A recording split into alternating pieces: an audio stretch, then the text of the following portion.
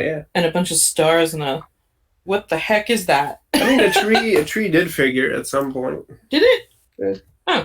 I mean, yeah, because Ricardo's old house had a tree by it. Yeah. Oh. To be. All right. Yes. I drew a shitty tactical map of the fort that we're going to attack. Nice.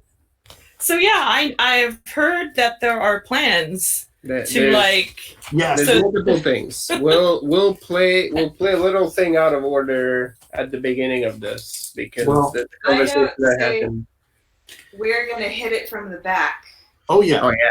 We're gonna get all of We're gonna hit it or just hit it. Yeah, from the back. Oh, we're gonna hit it and quit it. We're gonna get up in there deep and say hello, internet.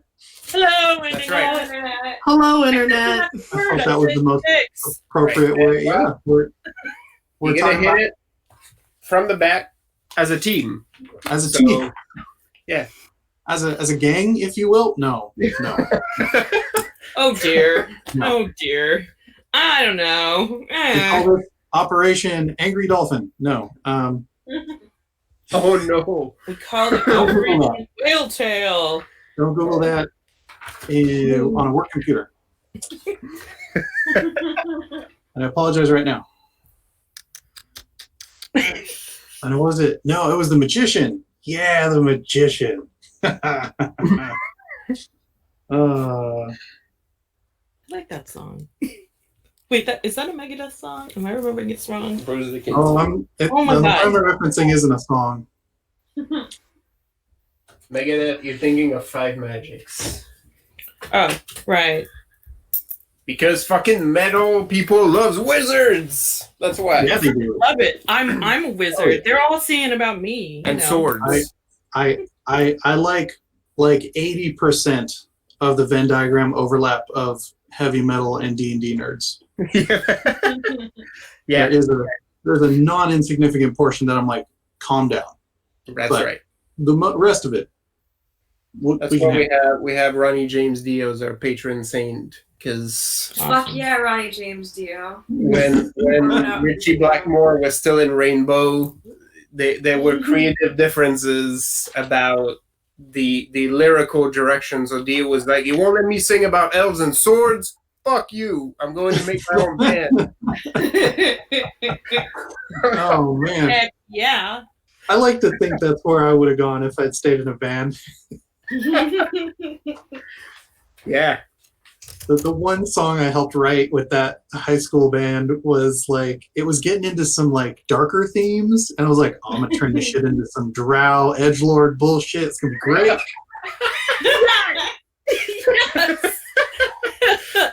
That's amazing. I approve. I retroactively approve. No. But then I was like, y'all, the Central Valley's bullshit, so I'm out. Bye. I mean, I don't believe you're not wrong. You lived in a city named after lard, so. Yep. You know what? I am glad I never went to Cal Poly. I almost did. Yeah. Its closest actual city was known for its baseball team that lost, so that's cool. Yes.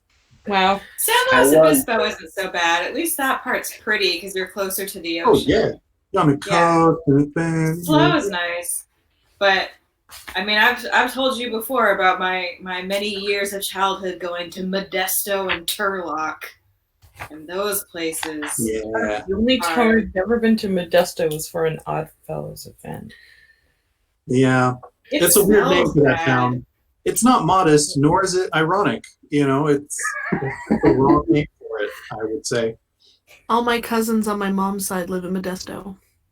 We spent a lot of time up there, too. This is the worst. Well, not Modesto, but Ceres. Oh, yeah, that's where my... Yeah. I think I was only in downtown Modesto. I feel like if you live out there, you're like, yes, property value is the most important thing in my life. As in, I don't pay much for it. Mm-hmm. Yeah. Which No, I dropped Sally off at that conference, and I was on my way back. It was already fucking dark outside. I was like, I'm hungry as shit. Like, I gotta stop somewhere to eat. And it was just by the McDonald's, and I looked at the parking lot, and I was like, I'm just gonna wait. Go back home. I was like, if you like trucks, you're in the right place. Because my aunt and uncle lived in Turlock, and technically they still live in Turlock, but I think technically they live in Ceres now. They're like right on the other side of the border or whatever, but that doesn't matter. They all But so blur for the together. longest time, I thought that Turlock was just the area around their house because that was the only place I'd ever been. And I was like, oh, this small town. It's like there's a university there, like Cal State Stanislaus is there. Yep. And I was like, this is a weird place to put a university. Like it's so small. And then my Nana died, and they had her memorial service in Turlock, so we went to a different part of Turlock. Literally and I was like, drive into town.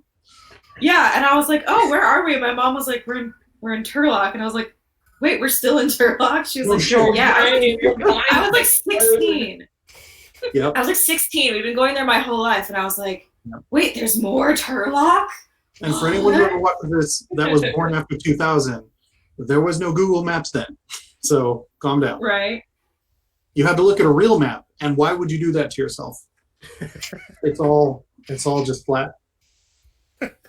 I think by then you could do like MapQuest, but you had to print it out and bring it with you. I did that You a couldn't- lot when I lived in Riverside. But if you didn't drive, why do it? Yeah. right. Sally and I had to do that when we drove cross country from San Jose to Quebec City. Yeah, we Just printed that stuck a and we're like, MapQuest. wow, Oh, 3,000 miles? Holy Oh my fuck. god. Most of it was on 80, of course, but I was was it like Yeah. 7 pages worth of shit? No, Yeah. I remember it was just a line that said drive 1,000 miles on 80 and then Yeah. 5 other pages, right? Basically, it came up like in Iowa somewhere. yeah. We stopped in Lovelock, whose claim to fame was like this was where O.J. Simpson was imprisoned. Also, we had the most we very much regretted our dining choices, but there was only one choice, and it was the gas station convenience store, and there were like weren't there like a couple of choices? There were the burritos, and then there was like the tuna salad sandwich had turned gray, Yeah, and so we're like, Oh. burritos maybe. yeah. It's still bad, but at least Yeah. it wasn't gray. And those aren't like California gas station burritos, Yeah, no. which are top notch Well, yeah. because Yeah, the they're Mexican like- people are there to make them. Yep. Yeah. Just a microwave burrito. Oh yeah, no, it was. So, hearing that their claim to fame was this is where O.J. Simpson's in prison. In high school, when I was in my creative writing class, we all had to make up a town, and so like everyone in the class played a person that lived in the town. So we had to make the town, say where it was, and then what our tourist attraction was. I don't remember what we called it, but it was in like Louisiana. It was some like I love everyone in Louisiana, but it was some hick town. And our claim to fame, our tourist trap, was a porta potty that Stephen King had once used. And so it was in the middle of town. And after he used it, they shut it off, and there's like velvet, like red rope around it, and that was like our big thing. And everyone just like our teacher was just like, people, I have to like present this to like the Board of Education, monitor around a whorehouse. You should have asked it. Brilliant. All of our characters were just full of debauchery and ridiculousness. He's like, I have to like present this to the school board. Could you please be normal? And we're like, creative writing. I Like, feel no. like I've heard this one and I still love it and I'm behind it. I support it. Mm-hmm. It's Stephen King, so you know that porta potty would have showed up in a story somewhere in the future. It would have fucking Yep. animated. Baby, what? So yeah, The only that's fun. Yeah. The only time I ever had to do something like that was in 7th, 8th grade, 5th grade. I don't know, sometime in like junior high, where we had to.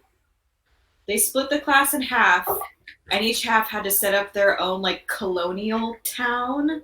That's cool. Oh, And so we had fun. these like paper houses that we built on basically like a town grid, but you had to like buy the kind of house you wanted, and depending on whether or not you had like a gambrel roof or not, it cost more. Yeah. And if you wanted glass windows, they cost more. So you had to like budget for your house. Glass Then everybody got a profession. in this economy. And so I don't remember what I wanted to be, but I remember that someone else picked it first, and I think it was like Lauren Levitt or something like that, which of course it was, but I just remember being fun, and I got stuck being a milliner. Oh, Oh, that's When pretty he makes dope. hats. Hell yeah.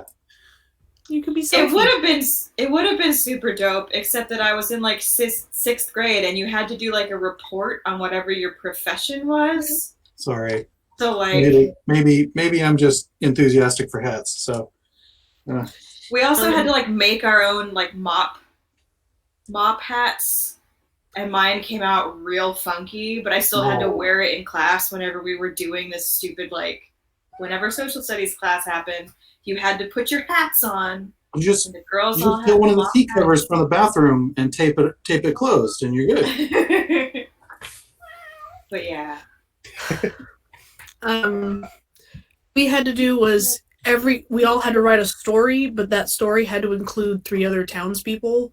So we all had to like go together and be like, oh, your person's like this, and oh, your character does this. So mine included. So my character's name was Jessie Bell, because she was the harlot. She was the Jezebel. I was just And about then to one of say, the other girls named her character Bell as a last name too, but she was a super like gay people suck person. So she spent the entire class being like, no relation. I'm not related to her. No. I'm like, good. So mine had the cop, the town cop, who there was only one cop on the entire police force, but he was schizophrenic. So every time he clocked out, a new personality would clock in. Wait, this is like me. Right. Playing my- I That's knew it not already. schizophrenia, though. That's dissociative personality disorder. There you go. He had like 9 personalities or something, and each one was a terrible stereotype. So, it was, So he was the entire police force. yeah. So I had a couple characters, but like we all had, but everyone was just sort of like, they well, must have been Lisa very runs- tired. Lisa's character runs Right. the whorehouse, so obviously we need her in here. So I was in the most stories. How many times did that cop have to ask for his own badge and gun for going over the edge? Every time he asks for it, though, he just takes it back to himself. So it kind of works out. Yeah. Mayor's Well, on one my ass. personality Give was me a trying to badge shut and him gun. down, and another personality was trying to get in. So, Why does that sound like some Twin Peaks shit? yeah, Right. it was fun. We had a good time. Nice. Speaking of Twin Peaks, I hope that other chick has like hemorrhoids or something. I hope she's like Probably she has diarrhea. always. probably has an STD. And hemorrhoids. Yeah, why not both? That is the worst. It would be the worst. That is hell. That is what that looks like. All right. So as a recap of our last session, so a few things went down. There was a couple of strategic decisions made about the attack on the fort, including securing a previous ally to assist in that attack. Woot woot. The crew of the ship, originally from the Crescent Empire that was liberated on your way to Montaigne, ended up... Liberated with extreme prejudice. Oh, heck absolutely. yeah. In the truest sense of the word. now called the Sable Wren. They are adding their flag to yours. The crew of La Baleine Blanche have also been notified that they are now going on the attack, and we'll play just a little exchange here that should have happened at the last game when our scribe was absent, but Xavier also found the location of Marilena's husband, who is being held on a ship. Again, maybe a couple days sailing from where the fort is at. So Rethold had the idea, well, while we have that 2-ship alliance going, why not knock out both of our goals all at the same time and basically take that fort and then go and rescue Marilena's husband in one fell swoop. Sounds great. While this all was happening, Ricardo took Genia on a little stroll through his old neighborhood, basically exchanging little childhood stories, got a little emotional at the sight of his dilapidated childhood home, and how the neighborhood has not as many inhabitants as it used to have. And very matter-of-factly, Genia proposed, why don't we just rebuild it and live here? At first, when you said propose, I'm like, again? The third time? Well, I mean, that's... I don't think he really knows it's what's happening. Right. It's, well... In a month, we should propose again. You've met the man at this point, so that's probably as solidified as it can be. Which is where the end of that date happened. Ricardo introduced Genia to a very old family friend that used to know him as a boy, that owns an inn, sort of small little eatery / inn, and that's where this date ended, with the old man at the table, because, family is family, as Genia would say, with a surprise appearance by Evine, who also gave them a little engagement gift, which Genia was not exactly 100% sure what to do with, and Ricardo was like, we will feature it prominently in our new home when we build it. Just traditional Innish gift to be displayed. So yeah, I think Rethold stayed on the ship for the night, and did not return to the house. A few folks returned to the house to pack. And this is where we'll backtrack just a little bit to have a conversation. Rewind. As Marilena heads back to the house after giving instructions to her shop folks. Marilena, you would have been approached after arriving at the house by Xavier, who featured... Sounds very much like a cat. That's amazing. You get some volume there. Now we're just seeing the mouth, and I'm not sure which one is better. Yeah. Yes, Tony. Xavier has apparently just finished changing a bloody bandage on his left hand, and basically bows at the sight of Marilena, and would basically As you approach the house, say, "Could I have a minute, madame?" Oh, well, yes, certainly. And as he approaches, bows very deeply and hands you back the letter that you had given him. Thank you. Did it help at all? I have confirmed the location of Master Giordano, madame. Oh, that is wonderful news. He seems a little pale, but also like a little. There's a mix of both relief and concern as he's telling you these things. How is he? Well, he pauses for a second and says, "He's alive. His spirit is holding, but he is wounded in more ways than one." I could tell that a little bit. The last I sent him. He looks like he's sort of looking for the right words for a second, and he continues and says, "Well, if that gives you a measure of hope,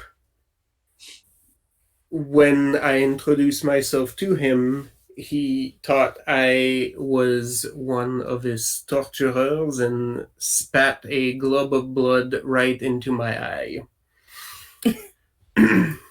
Oh, great. Now they both have.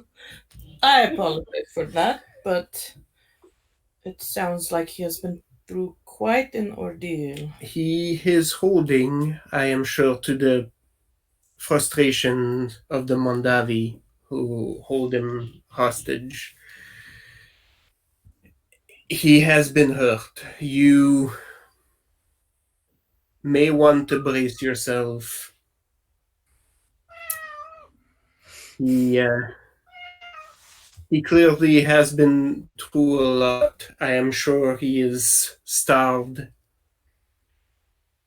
He has been physically hurt, and I'm certain that is not the full extent of what he had to endure. Your people are not very kind on those that they feel have turned traitors. No. He was reluctant to speak of it, but I imagine his family has been retaliated against. His business is no more, and I think his life in Vodache is all but over. It would be if they have caught up to him. He probably has nothing left except perhaps the possibility that I have survived. I am not exactly quite sure how to tell you this, but I had to encourage him to take no further action because he was quite intent on ending himself rather than luring you into a trap. That is not surprising either.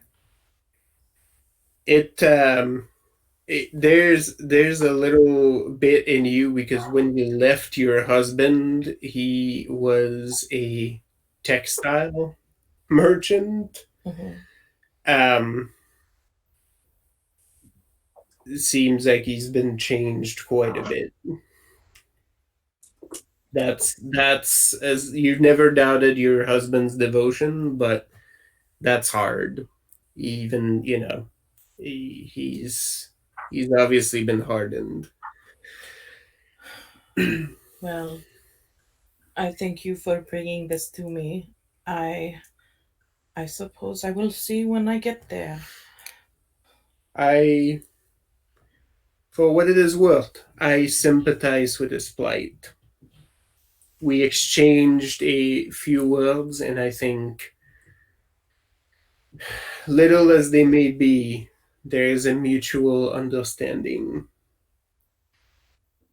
I think he takes heed in the fact that you are quite safe and seem to have the best thing next to family around you. Well, if the heart were logical, we would never have fallen in love. It is not common for one of his station to do such a thing. It is dangerous to do. When I left, I hoped he would forget me in some ways, but Madame, that seems to be something he cannot do. I see, but I am very much the same. For better or worse, his fate has been tied to yours, and if I may make a suggestion, it will be a long road ahead. He will need you now more than ever. If there is one thing I am prepared for, it is to be there for him. Of that, I have no doubt.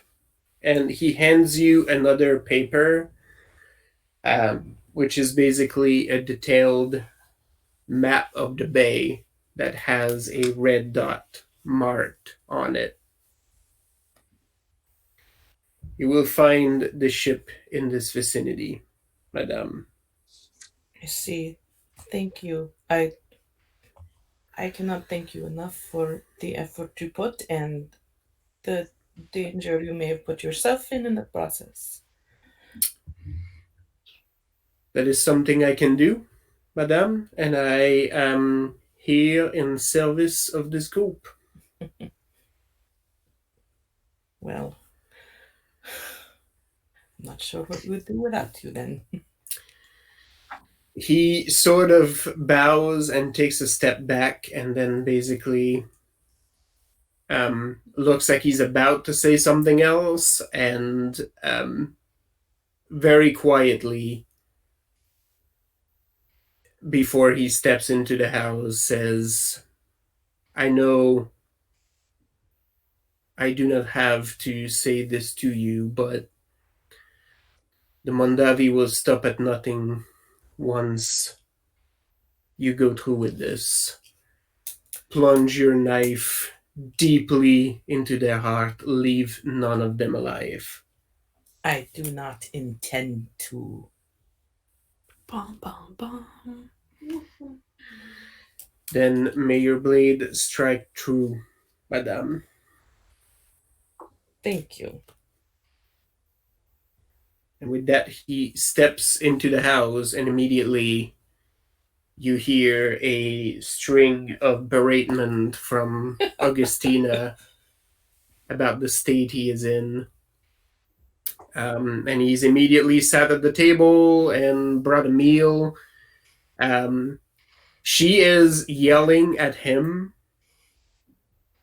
and then her voice sort of softens and almost like breaks for a second, and he keeps just saying, like, I know, I'm here. I mean, I'm I'm like soft shipping it now. I mean, what are you doing? And it lasts only a second, and then the beratement goes back full volume as she heads back to the kitchen. And she continues on and says, like, you're gonna have to regain strength because I can't keep up with all of this household all by myself. You know this, so you have some slack to pick up. So he's yes. I had weirdly just assumed that Xavier and Augustina were already married. They may be. Huh. I don't think we'd have asked. I guess. I like, didn't assume so. I'm not sure, unless anybody would have asked them. I'm not sure anybody in our sessions has no. bothered to ask. No. No one bothered to ask, but like I said, I just assumed. Right? Like, it wouldn't be Or like, surprising if it were the case. But yeah, no one's ever confirmed. Oh, what are Carson and is it the housekeeper from Downton Mrs. Abbey? Where it's Hughes. like, Yeah, yeah, Mrs. Hughes. totally. Oh no, now I can't unsee it. Oh no. Yep. Which is funny because Carson detests the French. Yeah. So yeah, after this whole exchange, Marilena, you would have been privy to the other folks sort of coming back to the house. Augustina has laid plenty of food down on the table and also set up like materials like baskets, cloth wraps for people to take food with them for the morning. So Jimena, I think, came back. Ricardo, Genia, and Veronica have also made their way back.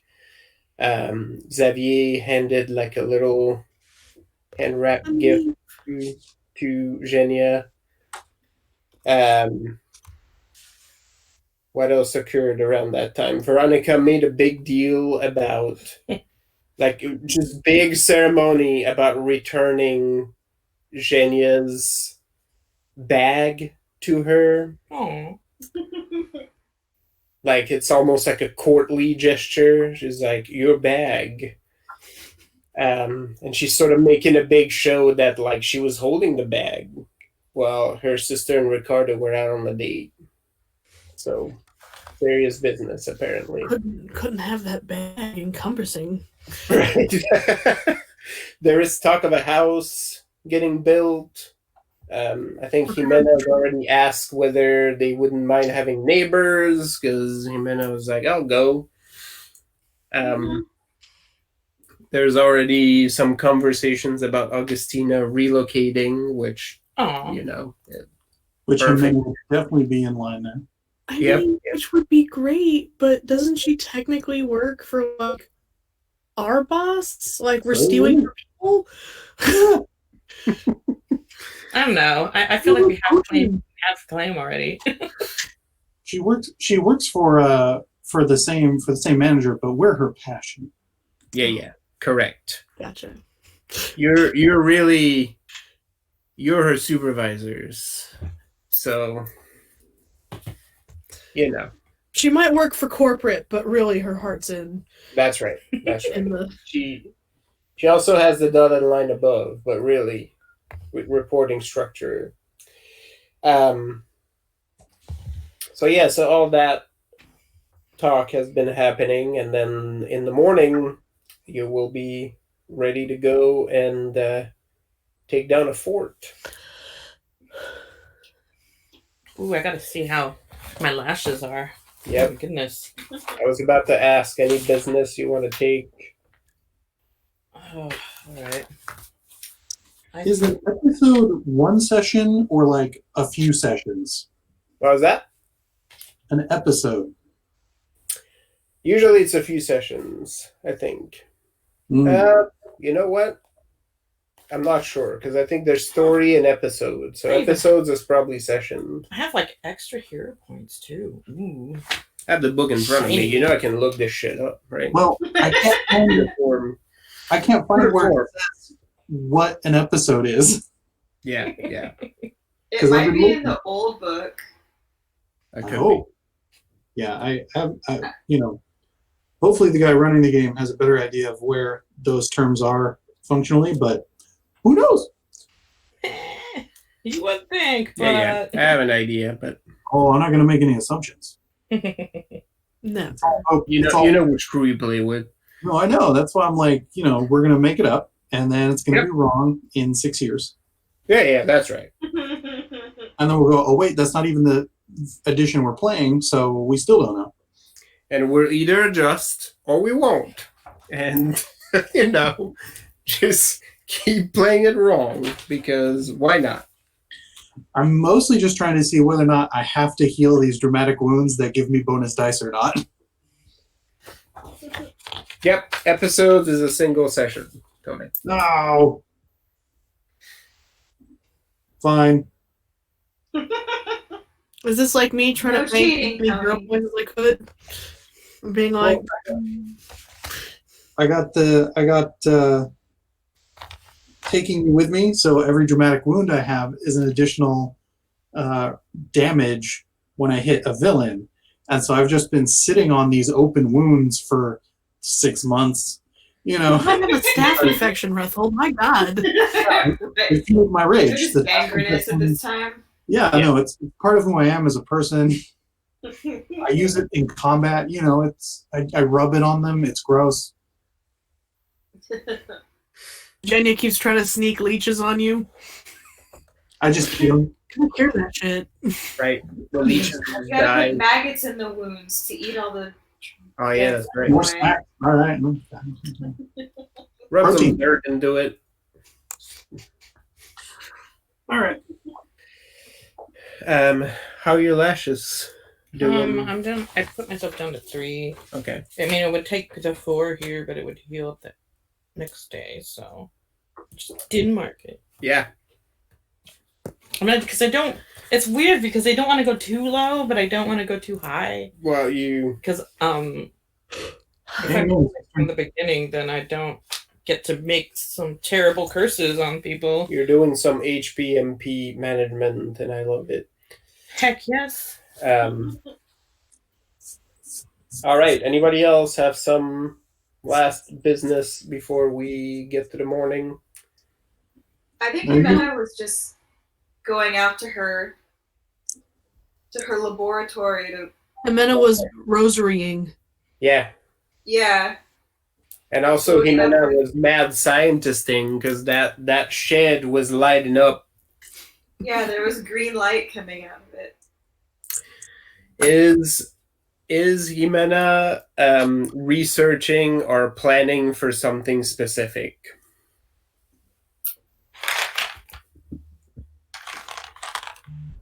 I hadn't thought about it,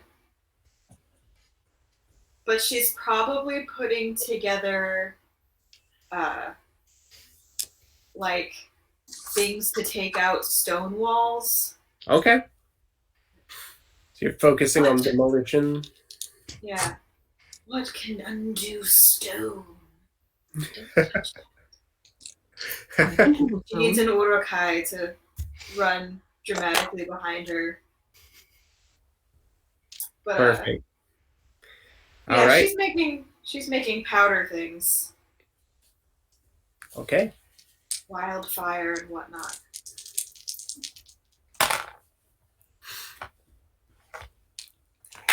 All right. You make your powder, put it in little flasks.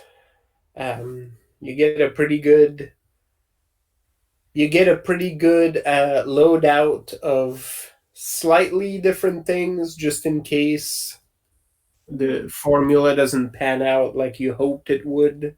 You make a few variants. You have a little complement of flasks and powders that you're going to be able to use on this trip.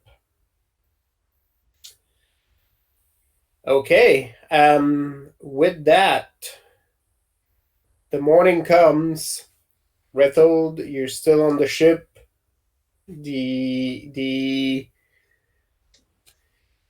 feeling is electric as the crew knows they're about to go on a raid. So there is activity real early and there's excitement in the air as everything is getting double checked, triple checked. They're getting ready for action. The crew is functioning like a well-oiled machine, except for a couple of times as the replacement for one of their missing member, Jorge, is still not on board. Oh. So there is now a new guy on board, which is referred to as New Guy. His name is immaterial, sort of like how you handle your Jose's, but with less respect, right? He's going to earn his name, right? He's going to earn his first name. You hear a couple of times Ernesto refer to him as not Jorge. That's, yes, I was looking for. I love it. Especially when shit is not happening fast enough. Ernesto yells at him over barrels and calls him not Jorge, which, sort of prompts him to action. But yeah, there is a good feel in the air. Magnus is up top, barking orders and, just in the best of moods. I know him and I have a singular vision of just sliding in on those longboats way too fast and then just dragging the oars into the water to break silently, just that on a loop, just going a little, thinking about it, just because the both of you discussed that, because the plan, unless it's changed from our last chat, was to park the boat a little bit ways away to attack the fort from the rear and take some longboats to get to shore. I don't even think we really discussed it. I think is more words than we used. I think I would have gone, we're going to anchor.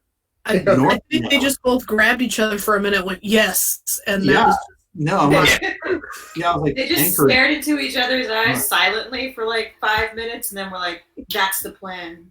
Right. They communicated telepathically through lyrical imagery. Their beards melded at one point, and then unmelded. Like two Davy Joneses just getting to know each other, just weird, but kind of hot. No. I had the vision of you broke Lisa. I had a mouthful of milk tea. It started but I don't know why new keyboard.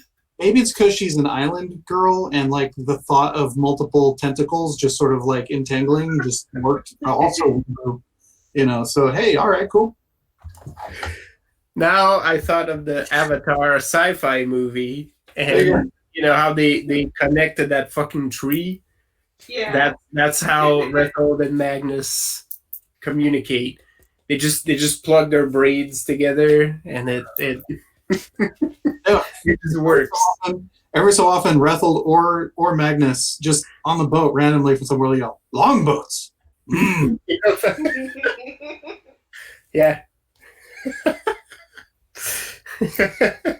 Just very quietly start to braid their beards to one another.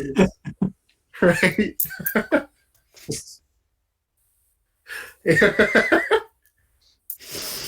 Yep. Fuck. So yes, morning comes at the house as well. Even though there was stuff for pack lunch the night before, that there's a full breakfast spread at the morning too. Both Augustina and Xavier are there to sort of see you off. Oscar and Emil are also coming, which was established last session. I mean, I would have been surprised. Augustina up in a giant hug and kisses both her cheeks and snuggles her for a minute. Oh, yeah. We'll be back. You get that returned over breakfast. Veronica changes seats after a little bit.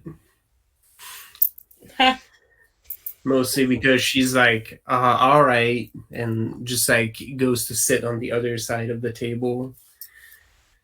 I think it's Ricardo trying to feed you some bread that sort of pushed her over the edge. You do the thing where you lock arms and then you do that. Right. Jimena is Like, she's always kind of dirty in the morning because she usually falls asleep on the hearth. So she's dirtier than normal. Like, you can see the attempts to clean up. Like, her face is clean for the most part, but, like, just her clothes are sooty. And she's got, like, splotches, like, black splotches on her arms. And her hair, the ends of it have turned, like, a unnatural shade of brown. Like, it's not a brown that hair normally is colored as. So, like, the top of her head is still, like, her weird bad bleach job that she did back when she was trying to hide her identity, and it hasn't grown back out yet. But now the bottoms of her hair are like a weird orange brown that you've never seen on a person before. Perfect. So, I think I know someone who had that hair for a short while, and like she made it work, but it was still like, that is a weird color, dude. I don't. yeah. It's not a color that anyone would ever choose for themselves. Yeah, no, it was a previous color, and it just sort of turned into that color. Oscar and Emil are at the breakfast table. They Which one is the one that's hurt? it was Emil? Are you looking at me? Because I don't remember. no. Okay. Oscar was hurt and looks much better. He still looks a little thinner. They remember him being, which his brother like seems to keep poking fun at as they're having breakfast. Like he keeps urging him to eat because he's a skeleton now. He's like, you got to beef back up, Gotta get them gains. right? Which gives him a couple dirty side glances from his brother, but they seem to be in good spirit. They actually stand up and salute when Marilena comes down for breakfast, and then I'm like very quiet and very serious. I've got my poniards front and center. Nice. Janya asks Veronica to check on Oscar's bandages. she just immediately says, "Oh yes, I will," and she goes into field medic mode. Yes, And yes. she's checking the bandages, and just asking him like, "Does it hurt? Like, do you feel like tenderness like here?" And it just goes through the textbook questions. You catch a sight of Emil doing the eyebrow move at his brother at least once as he's drinking. Like you see his eyebrows like sort of wiggling, and you see his brother give him a death glare as Veronica is checking his bandages. But yeah, they She's don't. almost 20. I need to get married. What is she going to do? Right? Seeing that his brother is busy with getting patched up, Emil turns to Marilena and says, "If I may say, you look quite ready for this operation, my lady." That is the intention.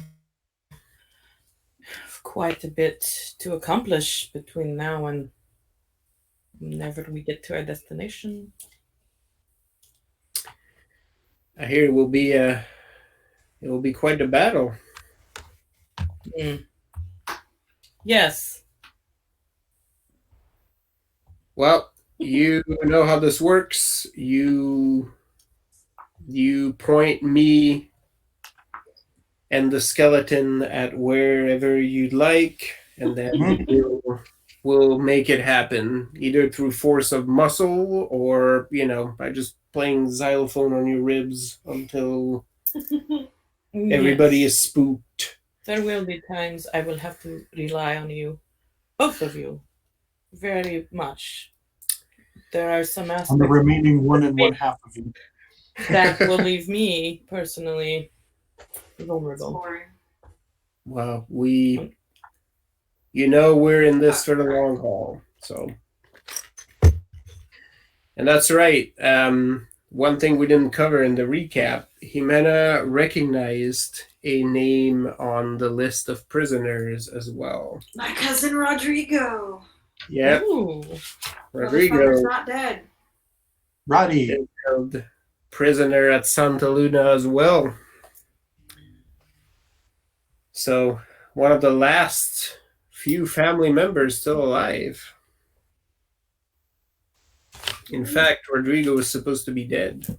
Bum, bum, bum. Because to my knowledge, there was only me and my 2 other female cousins were the only ones that really made it out. And they had fucked off Yep. to places unknown.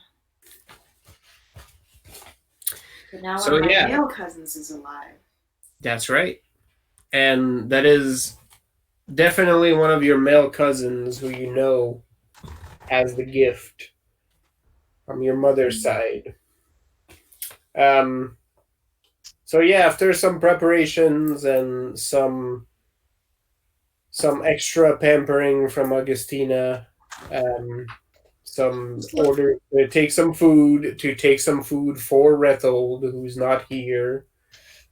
Make sure you wear your mittens and, Even though I did stop by the house yesterday and grabbed one of the satchels, I know, That's there'll be more. You missed 2 meals. I know, it's the worst. So she has visions Don't of forget you to put your dying. coat on. It's cold outside. Yeah. She has visions of Rethold dying in an alleyway, just starving to death. Right. Only I'd have that extra sandwich. Yeah, that's right. Damn it, I only had 1 dinner. I mean, Daniel and Jimena subscribe to that morality, effectively, Right. the religion. With that, your band of merry folks basically heads towards the ship. And again, you find it in pretty good spirits. Magnus and Rethold are up top. Ernesto is up there. Everything is getting ready. Bless you. Thank you. You're basically invited as guests to board. Magnus is by the gangplank, just welcoming everybody. Longboats. Oh yeah, you when that comes up, you get a from Magnus. Is that an earthquake, I feel? Not yet. Yeah. Is that a longboat in your pocket, or are you just happy to see me? Both.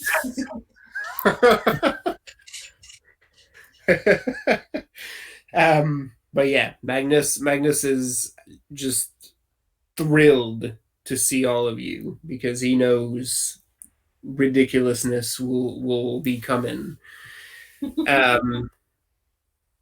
Contrary to the others, he does not ask about the plan, nor does he particularly seem to be concerned about the presence of a plan. Ernesto seems to be a little bit more calculated, but once the backdoor approach is mentioned, he's very much on board with this plan. After a little bit, the captain basically calls out, any last business? Are we good to go? Do you have everything you need? I believe so. If Magnus and Rethold were dogs, their tails would be wagging furiously. Right. Um, Walkies? Zhenya gives Magnus the forearm grasp and goes, "Glad to be with you again." Likewise, sister. Likewise. And then finds her way back to her under deck place where she's gonna help people lift things. Oh yeah. You are welcomed. As while there are many people who can lift things, there are not many who can lift things quite like Zhenya can. So Let's do this. yeah, you're welcomed like family. Everybody is just happy to see y'all. And with that, the captain calls for the anchor to be raised. You noticed, and Rethold would have been privy to this, that there is a ship doing pretty much the same right next to La Baleine Blanche, flying a banner that looks like a bird in flight, black on a field of white with like a crescent behind it. And you're close enough that you would notice basically a lot of the crew that you helped liberate on your way to Montaigne. Just busying themselves. You notice that the ship seems fairly sturdy. Rethold, it's been resupplied as per your instructions through your guild contacts, so they look very much shipshape. Some armory somewhere is now empty. Yep. there's some tips. Before we get on the ship. Shit. What was that? There was something I wanted to do before I got on the ship. What did you want to do? Zhenya asked Veronica to write a letter back home. Oh. Okay.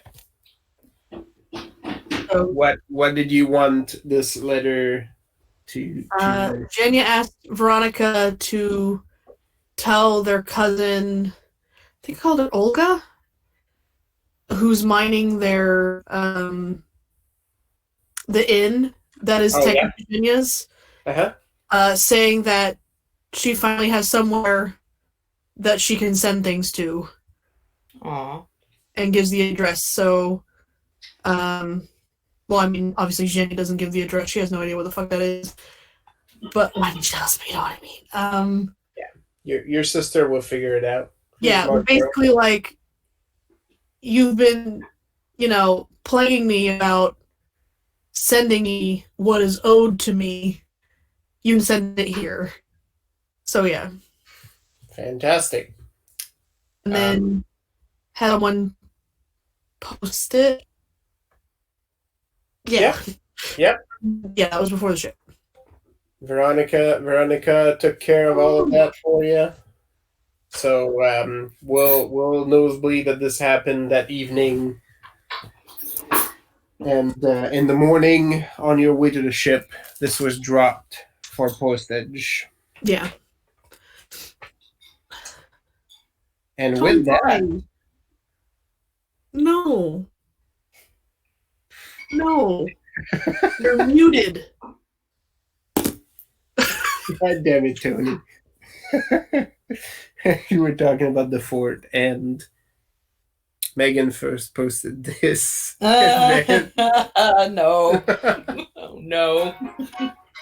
Have you muted yourself on purpose, Tony? Sorry, earlier, because I was clickety-clacking. Ah, I see. I'm sure everyone in that picture is having a good time. I'm sure that sheep is consenting. No. Oh no, I haven't seen it yet. I got up. No. Oh. You started it. I started nothing. That is not my fault. I did not bring that up. I do. I have 16 points to burn. I don't see how my image is wizardry not related. I'm not a wizard, I'm a witch.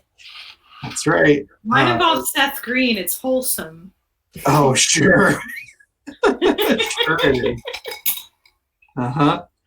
Yeah, Yeah, like, I was actually trying to think of more, but I think these are going to be like, I might build upon them. Yeah. But this is kind of, some of this is stuff I've done before, but I'm actually Go Why for not? it. All right. Burn that XP. All of it?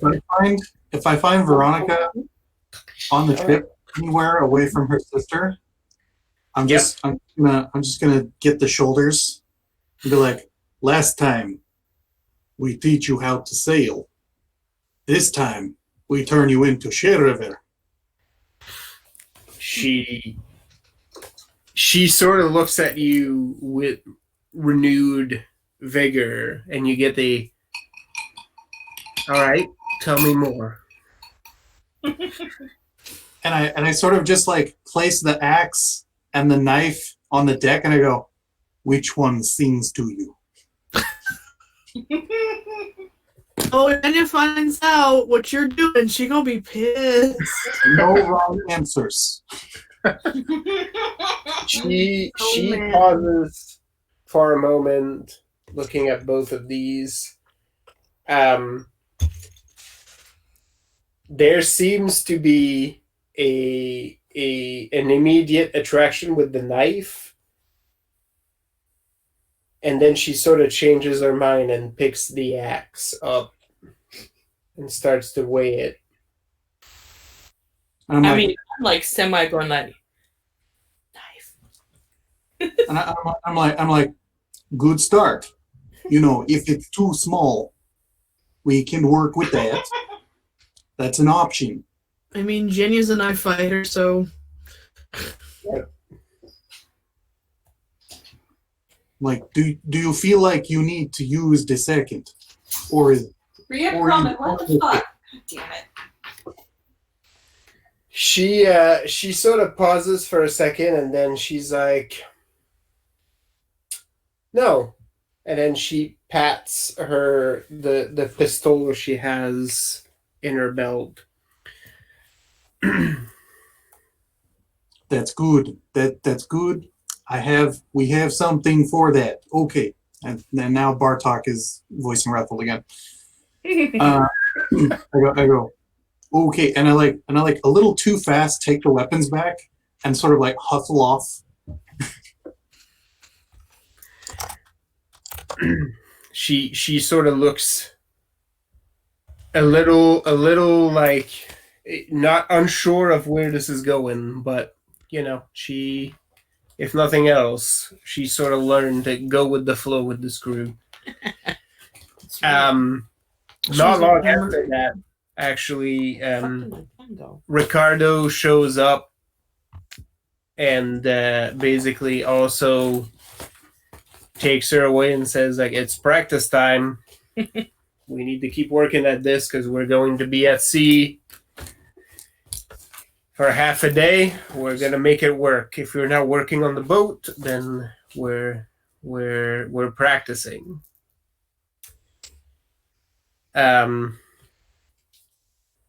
like most of the trip is pretty uneventful. Zhenya, you are lifting many things, much to the joy of the rest of the crew. Like, you see some people actually come to see you. The ship's healer, the doctor, actually come to see you at some point. Like, you hear Kane tip tapping at the bottom deck, and she sort of looks at you and she's like, I knew you'd be back, and then just leaves.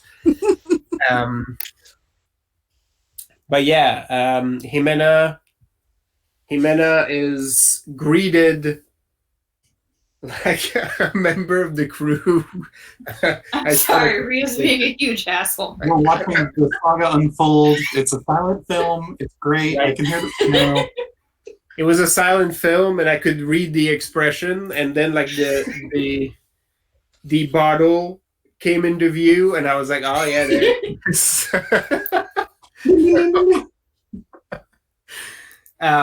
But yeah, Jimena is welcome like family. Just everybody's super happy to have you back there. Like, even if it's not as a permanent fixture to the crew, like, they're loving the whole, like, yeah, like, we're doing this episodic stuff now, and you know, we're hanging out. It's great. Ernesto nags you about practicing your dueling quite a bit. Like you get a lot of questions about like, yeah, but how did you improve though? Like how like you gotta qualify this to me. I wasted a good amount of You time. were there the last time. You saw me fight that guy on the ship Right. and take that But- guy's wings off. He's like, but you have to describe it to me. God, I have to write a proof. Right? Is it like a bird of prey descending upon a rabbit? Is it like ash falling off a cigarillo and then he sort of shakes it and the ash like falls down? Like you use your words. Jimena just kind of, it's like, it was like you on a good day, Ernesto. How about that? Eh? Not great. Good enough. No, I doubt that. We still have to rematch. Okay. I appreciate the reading your audience, but overall, uninspired. Right?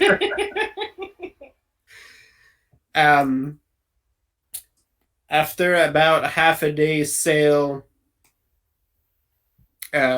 Magnus actually walks up to Rethold and for an unnervingly long time doesn't say anything. Like he's just looking at where the boat is going and he just like files up right next to Rethold. And then after about like a minute or two, out of the blue, you get a low, it's time. And he sort of raises a hand, and without a word, the crew drops the anchor. Everybody is just like quiet. It's serious now. There is a tenseness in the air. Why? You hear the splash as boats are being dropped into the water. And then Magnus turns around and he's like, all of you go. Which of us? Which of us do you want? Outside of me, because none of these assholes is taking my place. Like we're just vibrating at this point. Like, I don't care if you want the glory, you need to get your ass in that boat. Like I'm already scrambling down. I'm like, oh. Does anybody else have an opinion? As to who to bring. I mean, obviously Jenny would go for the other loser, and Did There you did go. you get my message, John? Yes, I did. Was I able to procure one before this point or no? Yep. thumbs. Okay. Yeah. Rethel has a new piece of hardware. It is a pistol with an axe bayoneted on it. And oh no, they exist. It's like a little hatchet, right? Yep. It's like a mini blunderbuss mostly. And it sort of just dangles off the side. Like it looks wrong. Like you're like, why the fuck does he have that? You're right. I am like, why the fuck does he have that? Yep. Unbeknownst to Zhenya, I've told Veronica that if she ends up in combat with us, to cut it off him and use it. So it has this dinky, it's like messenger bagged with like this dinky fucking string. Or probably just with her own weight, she could just yank it off like a bad necklace. Like, yeah.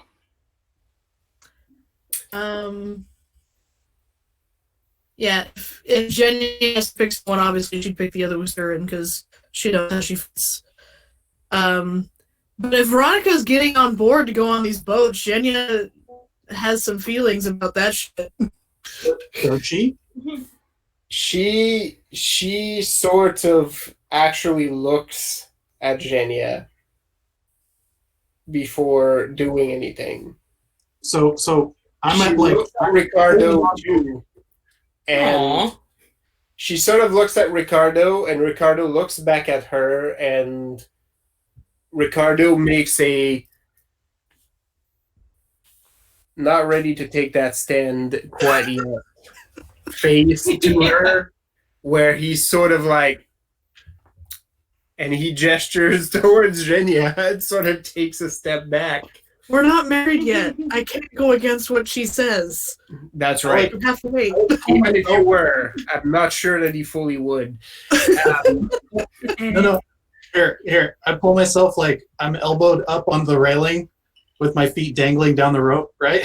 Mhm. And I go, your sister is right. You would be safer on the ship. Starts to smile. She sort of lets out a sigh, but doesn't stop looking at Genya. And then, after a pause, says, "Is this what you think?"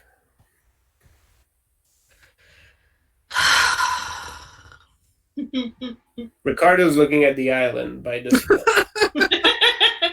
Ricardo Yeah, and what Jimenez mentor are both like, Oh, Ernesto. Yeah. Yeah. Ooh, look at that bird.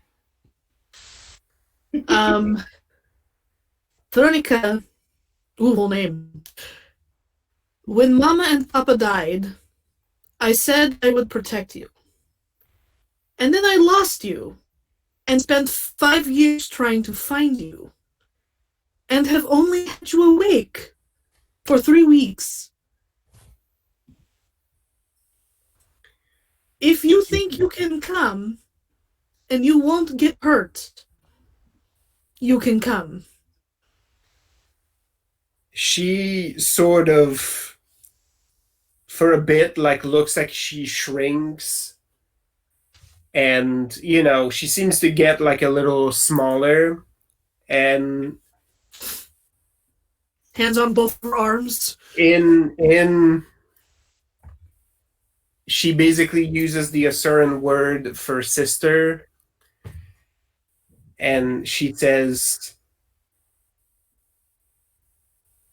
I was asleep for a long time. And we found a new family. They protected me. They kept me safe. And they helped you save me. Like you, I want to help them. I'm awake now. I want to be able to protect you too. She gets I don't want to save that. She gets like a vicious grin and says, okay, Venushka, go. And she basically swings herself over the railing of the ship. She does not wait for that and stands. She's like, she might change her mind if I don't go now. Almost like 2-3 inches taller. And she goes, actually, she sort of looks at you, Genya, with a look that seems very vulnerable for a second. Like a very big look of thank you. And then she extends a hand to clasp your forearm. Takes it. And she nods and whispers, we stand together. And goes stand side by side with your husband-to-be. He sort of ruffles her hair and basically tells her, is your weapon in good condition? There's no turning back. And she sort of nods and says, already. He's like, good. Follow my lead. And the boats are dropped into the water. Magnus is at the tip family is of one of them. You see that Ernesto is in the back of one of those boats. Jimena is on whichever boat Ernesto is on. Fair. You notice, if any of you look in the direction of this boat, he's very aloof, like sort of wrapping himself towards the back of the boat. Again, the cigarillo is there, but whenever Jimena is not looking at him, there is a glint of pride in his glands as he sort of watches over her. He looks like he's too cool for this shit, but whenever she's not looking, he looks like he's pretty happy to be there. He's my sword dad. Right? Nice. Yep. Marilena, your boys are flanking you, whichever boat you're in. You see that Oscar is like standing extra straight. Almost like he has something to prove. They both brought their humongous swords. A couple times Emil is like, which one's the man? Which one's the sword? I can't even tell. Look at him. It's like, all right, just fucking knock it off. Right? Like he's getting old. And he's like, what are you doing? He's like, oh, sorry, I thought I was getting my sword. Yep. Like that same fucking drill gets recycled like 3-4 times. Oh boy. But they stand at the ready.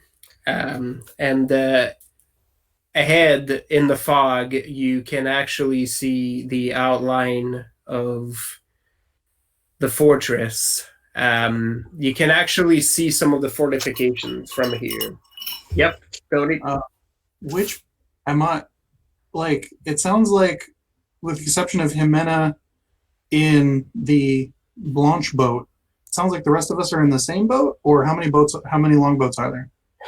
Well, the way I envision that, there's probably like 3 or 4 different boats. One of them is almost a family boat because you got Ricardo, Veronica, Eugenia in one of them. Jimena is with Magnus and Ernesto in another boat. There's Marilena and her 2 boys, and then whoever we have left, we can either combine in these 3 boats or just add another one. Okay. No, yeah, that's probably a good split, and I'd be in the boat with Marilena and the boys, because we need extra room in those ships for whoever we bring out of here. Yeah. Okay, cool. You hear a few splashes a little bit further ahead in the fog. Rethold, your train... I can't believe we waited this long to say this. Your trained seaman here hears the telltale sound of other boats being dropped, and you're like, this is our sister boat dropping their raiding party. From studying the diagram that you got, you're pretty convinced that the spot you're going to hit basically leads into the sort of secret dock, from which, by looking at the fortress layout, you have basically to push a couple floors up into one of the towers where the prisoners are getting kept. From the registry, you have a pretty good idea of where you need to be to free the people that you want to free.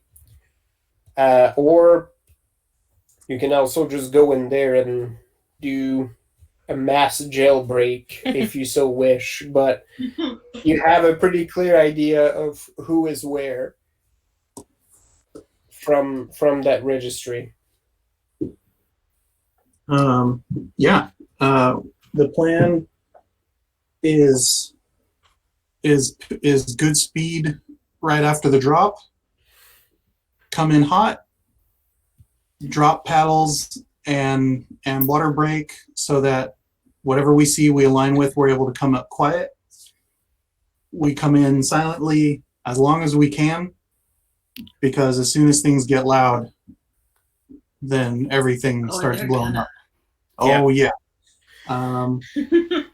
Yeah, there's gunners on the other side of the island, which is sort of the main dock, and the known dock leading into this. And you know that there basically are like gunners' nests like up that, because the road that leads from the docks up front goes into almost like a sinuous path, and there's like a few sort of barricades built around there so that you can get picked while you're coming up. This area back there probably has some defenses, but nowhere near the amount of exposure you would have gotten from attacking from the front or to either side of it. And Rethel, by your calculation, this is a fort. So even if they tried to move the forces to the back, they're going to hit a bottleneck through the fortress. So even when the noise starts to come, you should get a little bit of time to do your damage before they manage to stage a proper defense.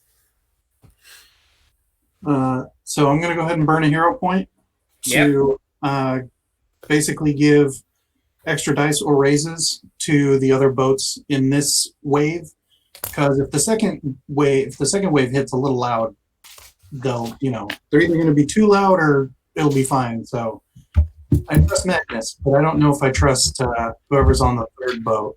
Yeah. Me. By the way. Oh no, I'm in the boat with Magnus. Yeah, you're in the boat with Magnus and Yeah, totally. So you're good.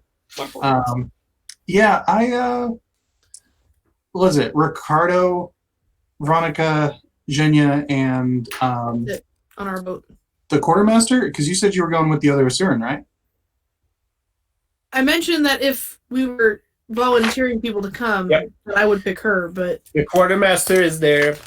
Okay. She's That's good, because then there's 4 on each now. Yeah, she's on the boat. Wait, no, 3, 4. Yes, never mind. Yeah, Natasha is on. She's the purser. I trust her. Yeah, Ernesto's the quartermaster. Sorry, the purser. Yeah, so I trust her. And I'm sure there's a fourth friend on the Bell boat. Yeah, if you're looking for a fourth, Emilia the helmsman is. Yeah, there we go. There's here. One boat has Oscar, me, and myself, and Rethold. Yep. Then there's Junior, Ricardo, Veronica, and Natasha. And then Jimena with Ernesto and Magnus, and Emilia would be on that one. Emilia. Okay. Now you're in longboats of 4. So the exit order is from the edge of the boat, from the prow of the boat. First person leaps off, second, third, last ties off the boat, and then moves up. So I imagine me and Magnus are at heads working to break. That way, as soon as we hit, we move in, and then whoever's at the stern of the boat will tie off and move in. Perfect. Okay.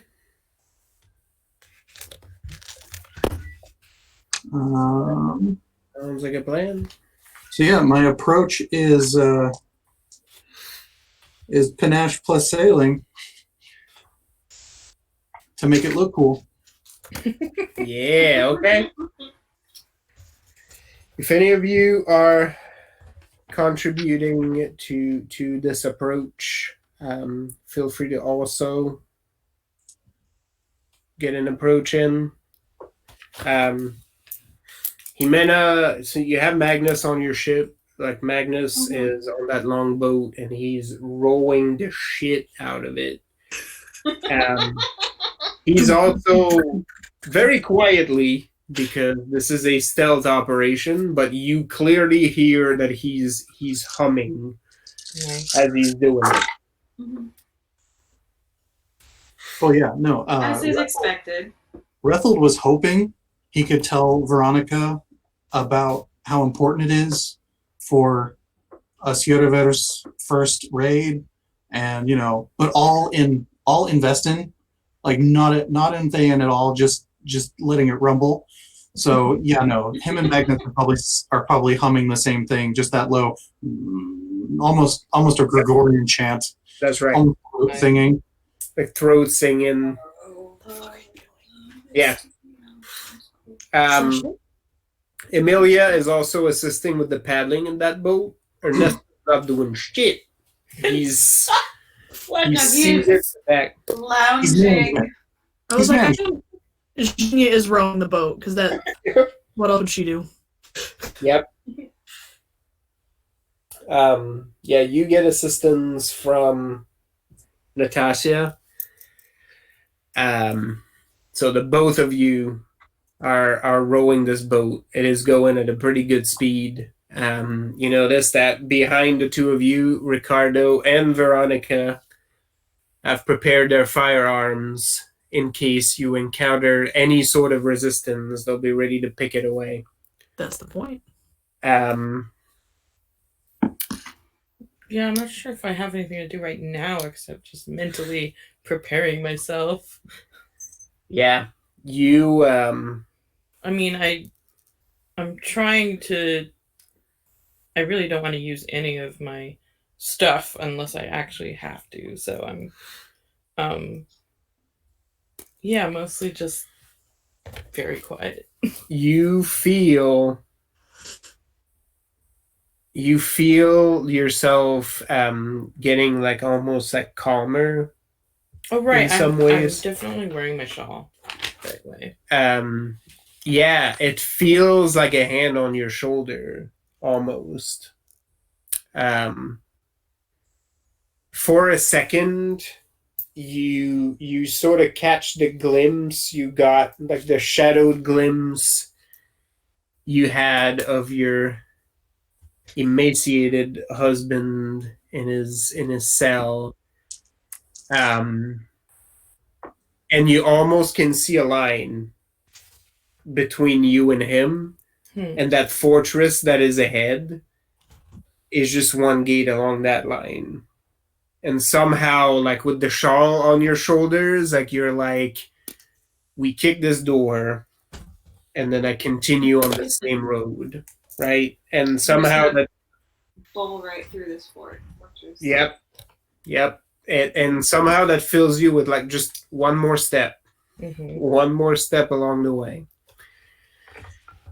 That's a 7. Yeah.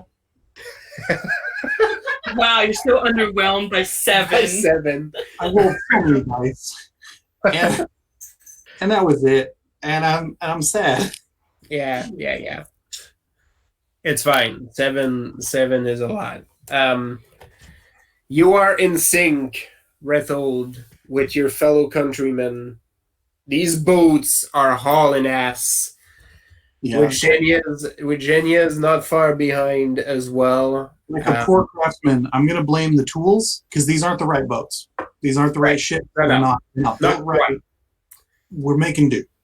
You can feel it from Magnus as well, right?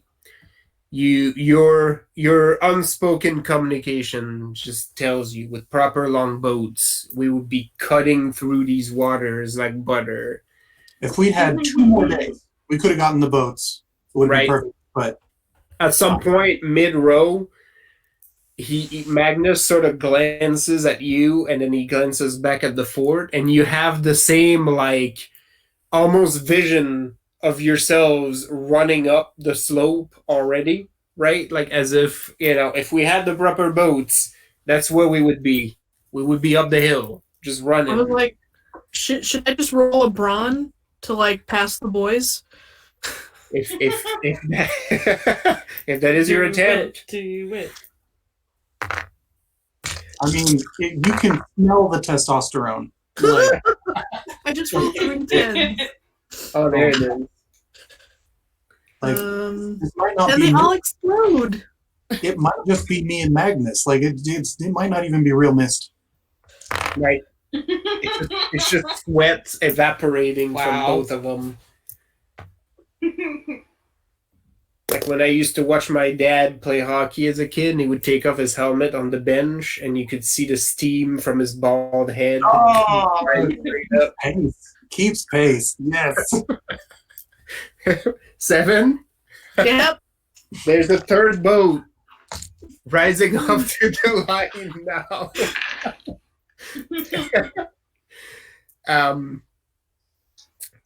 Yeah, so you're almost in a triangle formation at this point, where the 3 boats are up front. The one Marilena is in is right behind the middle boat. Like you catch up to both of them. You get a nod from Magnus from 2 boats over. Yeah. Retold, you actually see Ricardo and Veronica in crouched in the back of that boat, just ready to shoot at anything. Zhenya, I give you a look, like a kind of the. I don't. Are you admonishing me? No, I think I would spare you a sort of, I guess I would call it a measured glance. Mm-hmm. Let me see if I can. Let me see if I can communicate this properly without using language, because like I'm trying not to give us away here. All panache. You gotta use like baseball hand signals, like. That's right. Panache plus one, or just straight panache, or Ass though. Yeah, that super old meme with the SWAT hand gestures with like the translation under it and the aim for the ass. That face too. Oh, there's lots of faces. Yeah, my wife's here now. Hi. So straight panache or panache and perform? Panache and perform. Good. Lean into it. All right. You need semaphore flags. Right. Yep. He does like those marine alphabet flags. So I'm guessing like 4 plus is enough to communicate. Zhenya, basically it's nice, but watch the brakes, Yes. because that's the part we're really worried about. Yep. Next thing we know, this turns into a fucking episode of Miami Vice with the boats jumping on land. We're pulling, and I look over, and Use like of hazard off of a. I let one pull drift a little, and I pull the blade out a little higher, and I like tilt it to denote braking, and I'm like, watch the fucking brakes, and I keep going. So now it's like Vestin Drift. That's And right. that's what I was just thinking, like Tokyo Drift. The Furious. Yeah, no, Drift the boats. Right. that's not a technique. That's if you're against other No, small. What she has to, what you have to do is like Blues Brothers style park the boats, where you just come in full speed and flip them sideways up onto the. That's right. This is now the Renaissance version of Thunder in Paradise. It's like Thunder in a Viking- boat Hulk Hogan swings Like by. Viking Get Over It, like the video game Get Over It with the pickaxe. It's like onto the dock. Oh, now I want you guys to climb up to the fort that way. Everybody get in cauldrons. I watched someone play that recently, and I was like, "This is hilarious." the narration in this game really sells it, because when you fucking fall from the progress you've built over the 20 minutes, and you have that very British dude who's like, that feels like a real setback. You know that feeling, and then you're just like, oh my god, I fucking hate you, and at the same time, this is a work of art. That real. So my 7 was going to get me all the way up to the dock and braked Yep. and just in. It is. It actually is a work of beauty. This is practiced. Genia, you don't have the practice techniques that the boys do, but you have the brawn and the stubbornness to make it happen. So when your initial attempt doesn't exactly produce the result, you adjust, and that boat starts to come to a screeching halt. I think Your just turn fiancé around and back start to the boat. rowing the other way. No, Right. you grab one of the pillars, just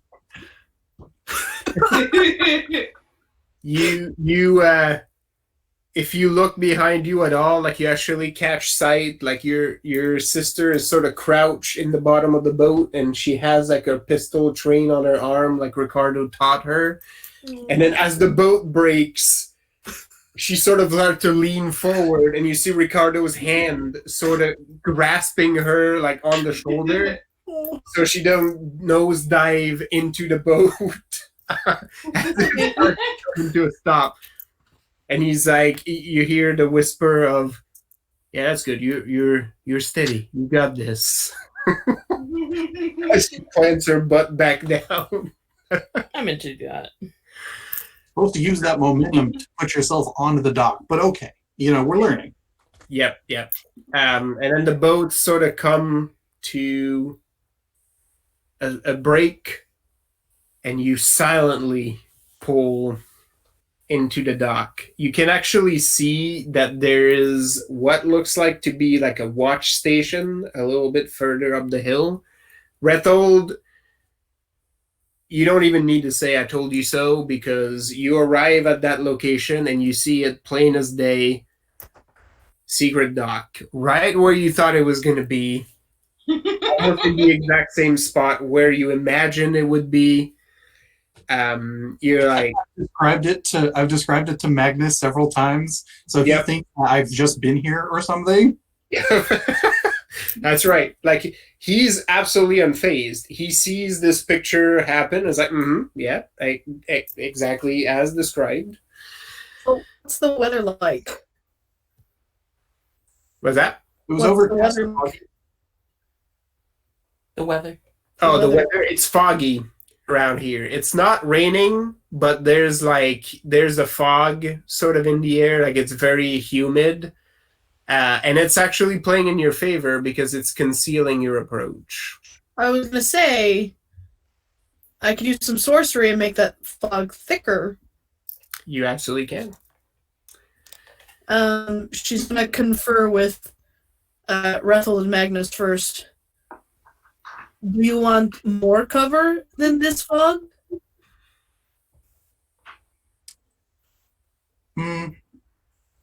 There's a watch spot up ahead. More fog would probably conceal you as you make your approach up there, but that's up to you.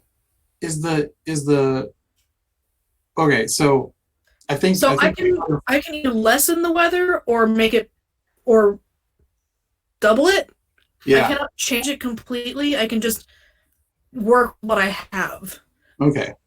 I think I would have asked you before. Want fog or more fog? I can I fog. think I would have asked beforehand if there's a way to have it to manipulate it to hang at like a second story level. Yeah. Then we would want that. We would want that like dome fog, not like a full London fog. Yeah. So you just want it to hang out right here. To your sense, Genia, that should be doable to make the fog rise. Yeah. Jimena also has like a creepy New York watch salesman jacket full of things that can be distracting. Yeah. Nice. So Nice. if Oh, yeah. anyone needs the guards to all run to one part of the fort because splodies happened. Yep. Yeah. Jimena, in fact, you have to use some of your natural grace and agility, not to clink to all heavens as you're making your approach as that boat shakes. But you're doing a good job of it. You just roll with the boat, and it doesn't sound like you have a full set of silverware in your coat. The idea behind the fog cover at that level is so that anyone at a vantage point loses that vantage, because as we roll through, we're going to try and murder everyone possible silently until we start blowing things up with a minute. Okay. I'm a bust a hero point to activate. Okay, question. So do I activate, or this hero point, is that just that one sorcery, or can I now use all my sorceries because I have 5 sorceries. So many sorceries. Right. I think each effect has its own cost. Okay. Because it's So- not always hero point. Sometimes it's wound level. Sometimes it's... Oh no, my Tushka sorceries are a hero point, but I don't know if it's I have to spend a hero point for each different sorcery I use. Yeah. Each separate effect. Yeah. Okay. You would require... A pocket full, not as many as I had earlier, but I still have a few to go on. A pocket full of hero points. Yep. And check your arcanas as well, because going on these crazy plans, you may be making some of these hero points back. I'm making my arcana is trusting and friendly. I'm not making any points by rating something. Mine is courageous and bitter. I'm gonna make so many hero points. I Fucking by rating, I'm not making any hero points being trusting and friendly. Well, I mean, you're buddying it up with this crew, so you can't argue for that. I mean, yeah, I trust them implicitly, whether or not anything. So, and yeah. Sure. But that's for all of y'all, because true to like willpower in White Wolf, I don't always remember which situations will give you some. So keep an eye. I think I'm better off keeping to my background, because the soldier background, as long as I'm back down, I get my hero point. Yep. So yeah, that for me, it's more of my background. Perfect. Like, So yeah, Jenya's busting a hero point, and she's going to thicken the fog and look like some crazy weather witch, and lift it higher, and look over to Rethel like, about here?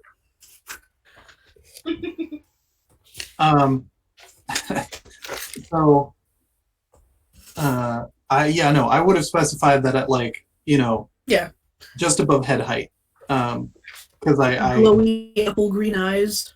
I found they glow when she uses her witchcraft. nice. Do you remember what we decided? Because the vision I have is that as soon as we hit landfall, we're busting up that beachhead, to this outpost, to this guard post. It's warm. And it's also lets you see basically intertwined you in fate. So basically like helps you prevent wounds. Okay.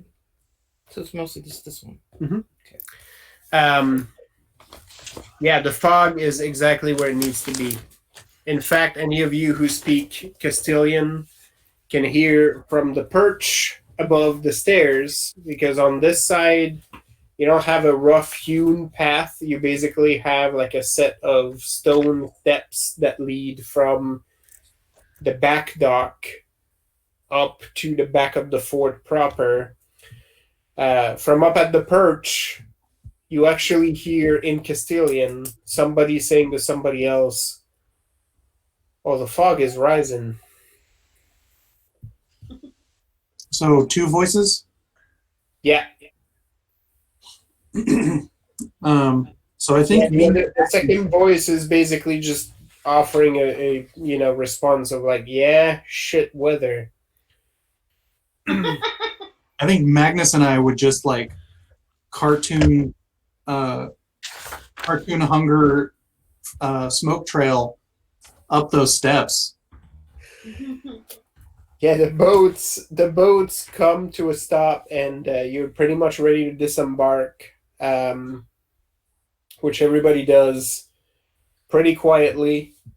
At this point, you're gonna get your approach for barreling up those stairs, depending on how much or how little noise you're willing to make at this point. You despite the fact that you adjusted where the fog was actually a pretty good thing, because that you basically got to look at where you were headed before the fog rose.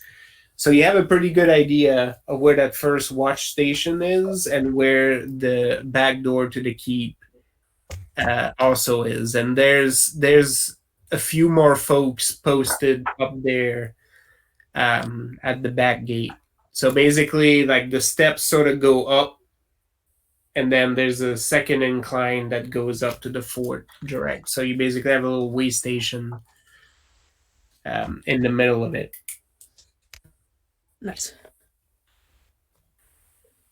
Do we know how many people are there? Well, to your guess, there's 2 in the watch station, at least, because you heard 2 different voices up there. And there's about 3 you saw at the back door, but these are a little bit further up. Do you want panache plus hide for getting up into that watchtower with Magnus? Sure, that works. Because I think Rethold would know that he's not the quietest, but he would know how to mitigate. Right. Oh, Just the initial step. Jenya has 1 point in hide. It's not her deal. No. 2. So, 2. question. Oh, no, Yep. two dots. Go. I'm counting. Yeah, Megan. So I don't remember why, and I don't remember the circumstances of it. But on my character sheet, I have written in craft and survival on the bottom. Oh, because we Because I decided that we needed more skill. Yeah, we added a couple of things. You might just probably didn't put any points into them, Yeah. I guess. Well, I put points into them. I just couldn't remember.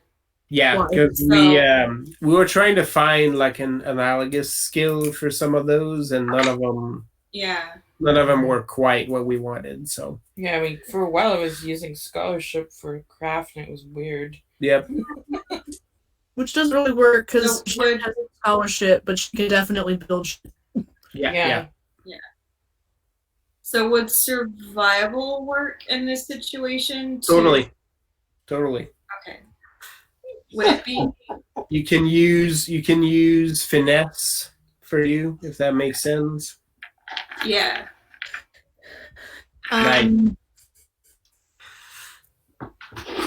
You quiet mountain. Seven again, Tony. That one was boss. Okay, I had like a few less dice, but I rolled a shit ton of 10s, and my panache was max, so they just kept exploding. Good. You know, like the crunch of my boot matched the drip of the moisture off of a fucking palm frond. It's just gross. Oh, yeah. Yes. These 2 would have been like, they would ace like those fucking races where you tied to each other because they're in perfect lockstep. Like that fucking 3-legged race, like they got that shit down.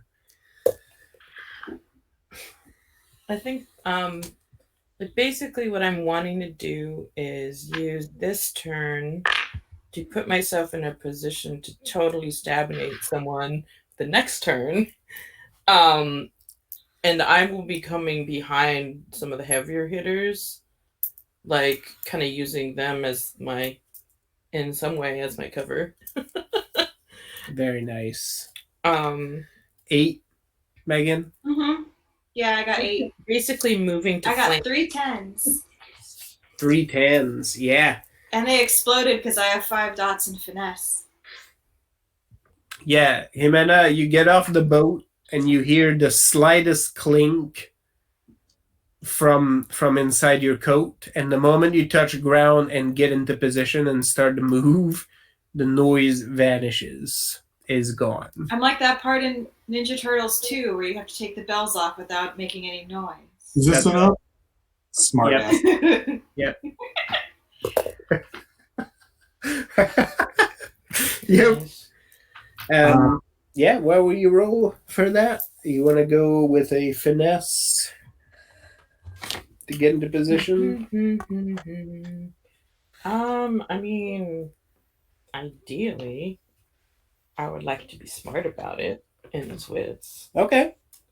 I do have plenty of hide, or I would say like either athletics or hide will work for this. they're both the same. Yeah, Jimena is very quiet and almost like she sort of follows through after Rethold and Magnus. These two mountains of a man somehow are absorbing all sound around them.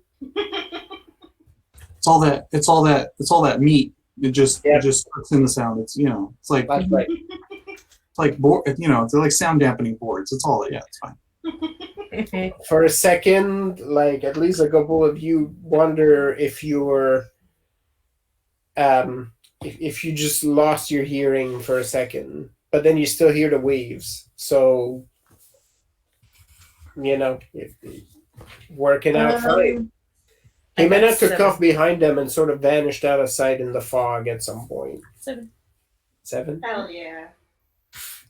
So in true Zhenya fashion, as everyone on her boat gets off the boat, she stops and does a prayer to Matrushka and gives everyone a paw print who's nearby for protection. Oh yeah. Well, you're in a 75% Ursuran boat, so Ursuran boat, yeah.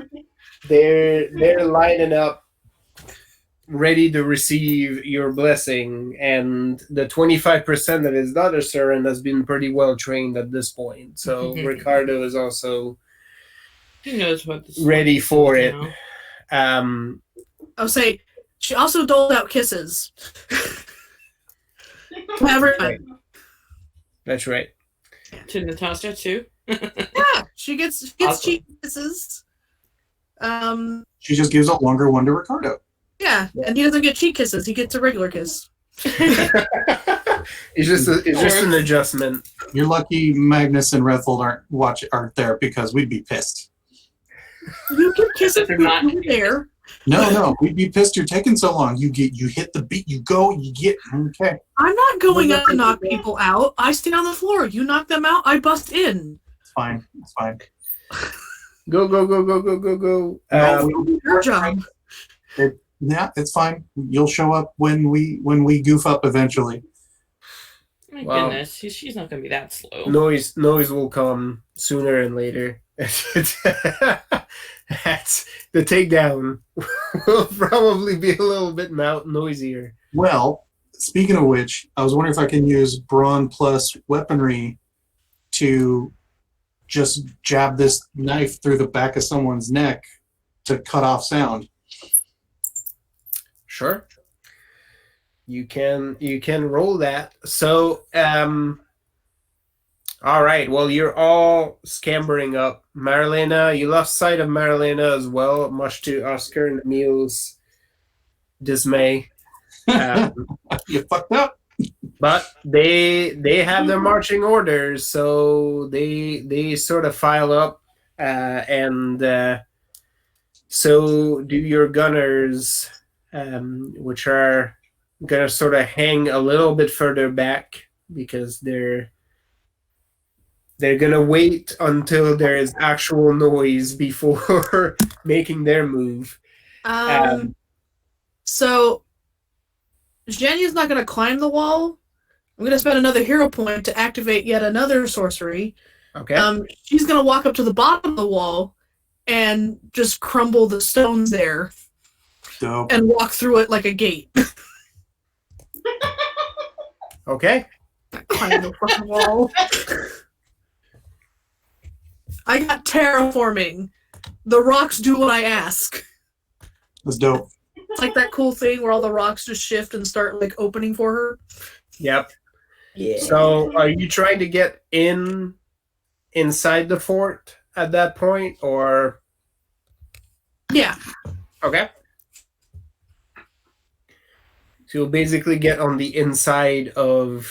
If you open it up there, you're basically gonna get on the inside of the secret dock, basically where they keep the merchandise. Yeah. I mean, I assume Jenya would have seen the map, so yes. pretty much has an idea what this is. You didn't care about the registry list because it was all Moonspeak, but the map was all drawings. So Got it. yeah, you're used to it on military operations, so you're like, yeah, I can drive with this. Yeah, I know what this is. All right.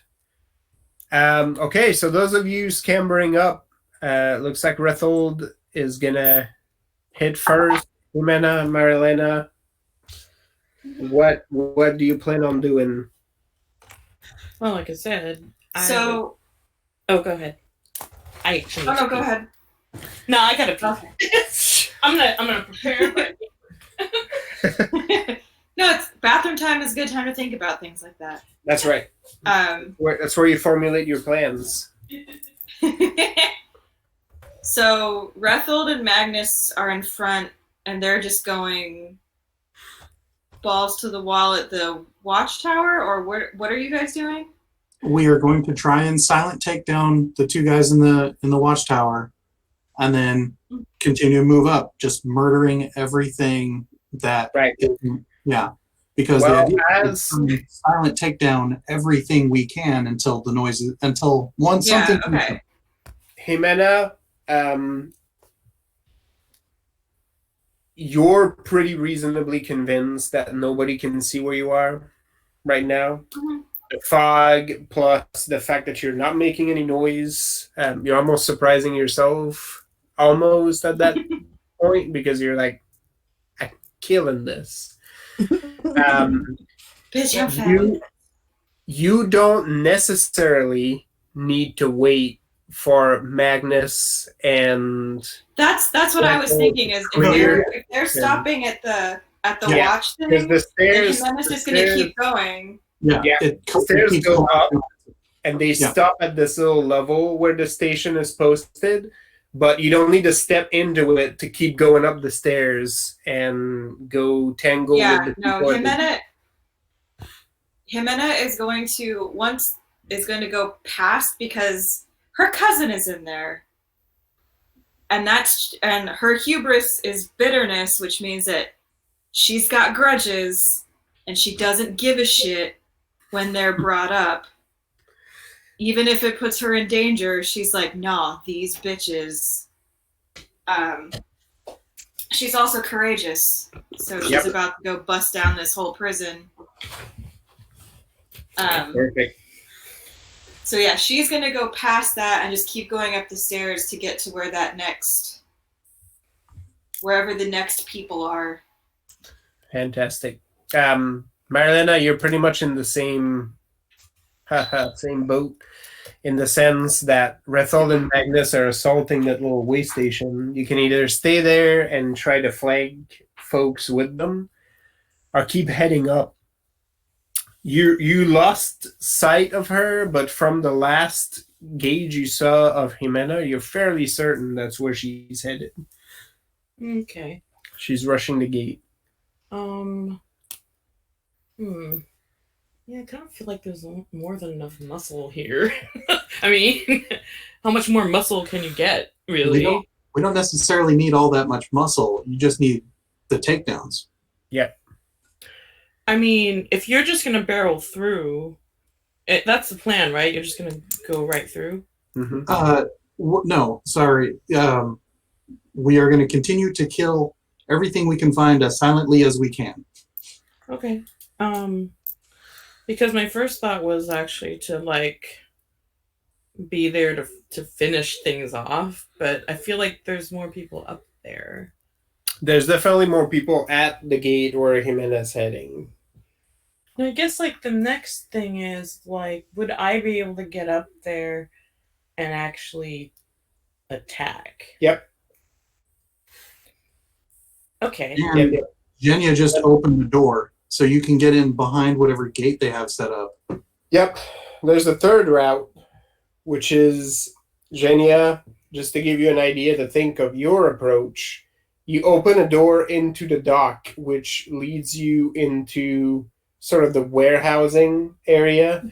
There's actually an area where, like, so the rock, like, there's like this almost like gate-like outcropping behind it, but it's very tall. Like, it's sort of part of the island, and you realize that boats can basically, like, come and sail through there.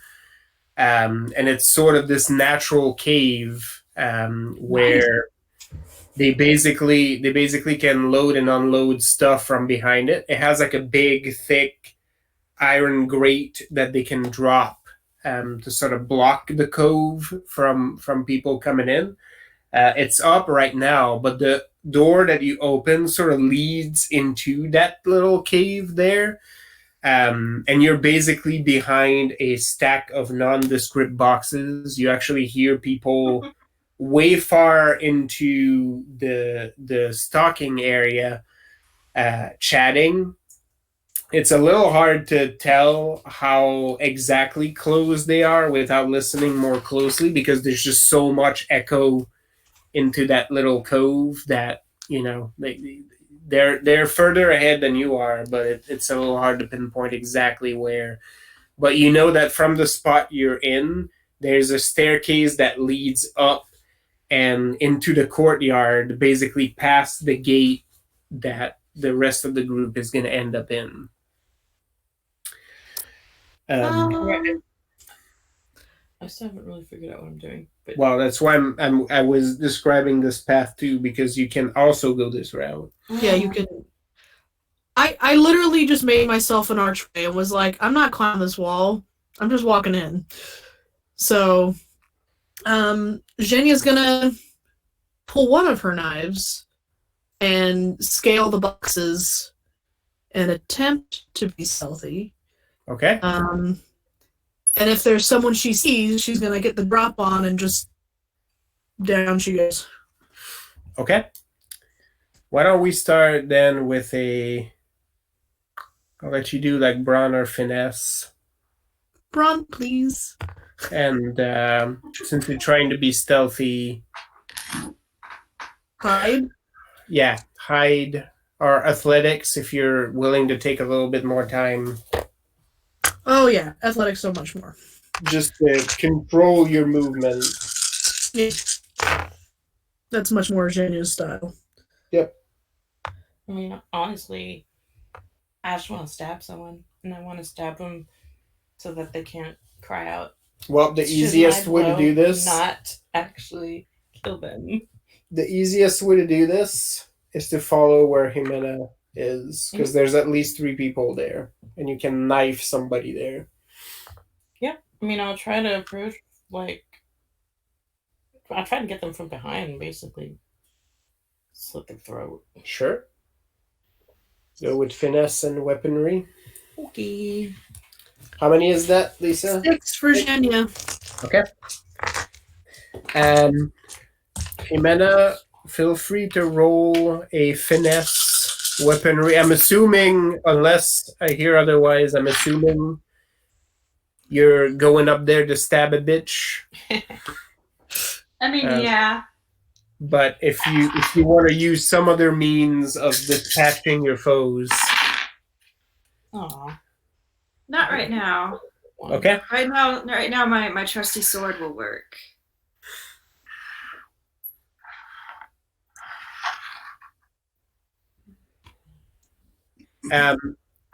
Genya, you take just a little bit more time. You signal to the folks that are with you. Veronica actually is accompanying you, while Ricardo took the other path, so he get a gunner in both groups with the idea that you're going to regroup up top, right? So Veronica is you, so is Natasha. And you sort of take a bit more time and you knife your way on top of the box. You actually see a very dirty man just below you. And that guy is not dirty because he's poor. He's probably dirty by choice. He just has let go of personal hygiene.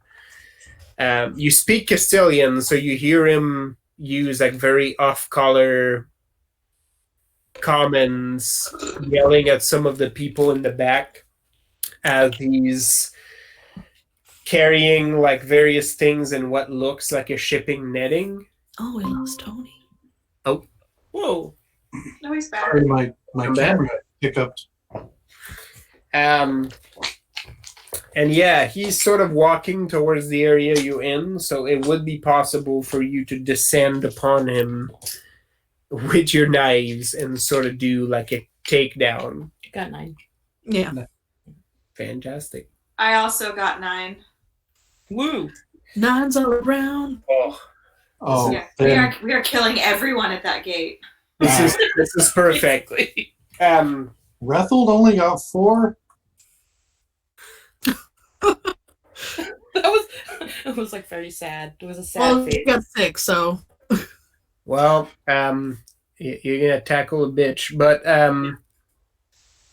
so yeah, Jenny, I'll let you roll another roll if you want to just full on attack this dude. In your head, though, you're basically this initial takedown is probably going to prompt a full cleanup of this warehouse because they're sort of chatting with each other. They're far apart, but when he stops talking, They're going to the know. rest of the crew are probably going to swing by to see what's happening. Well, that's great because I work better in a crowd, so as long as they come crowd around me, it'll be much easier for me to deal with them. Perfect. You can just help the Rethold, rest of us be stealthy by being really loud. you and Magnus descend upon these guards who are not prepared to be such assaulted. Magnus takes the further one away and he basically goes and almost looks like he's about to hug him with his axe. And as he grabs the axe, he basically puts the man's head between the haft of the axe and his chest and gives it like a good old yank. And you can almost see the guy's spine behind his head just like crack and push forward. Ooh. Man, this is like some Mortal Kombat shit. He basically has now Fatality. the haft like pulled all the way to his chest, and there's the dude's head like on here, like just completely like lifeless, and he sort of pulls the body down. You got 5, Jenya? 5. Okay. Take that fuck down. Rethold, even with 4, these guys were not prepared for this. So no sooner has he looked at his brethren being assaulted by a giant shirtless man that you sort of wrap yourself behind him and your knife just like buries in the back of his neck. He lets just barely the slightest choke as your knife just takes the life out of him. Fortunately, it's foggy and there's waves out here, so the noise does not escape this little perch. And with Magnus, you sort of descend the body to the ground. You can actually still hear conversation from up top, so you're still undiscovered. wipe the blade on the body. And then we scoot towards the gate.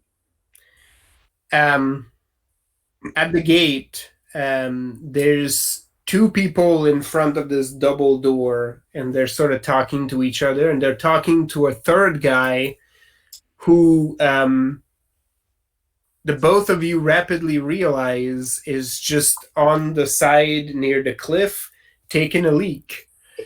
And they're just chatting, right? Well, that's how you die. But the two guys in front of you are the ones at the door. So, Jimena,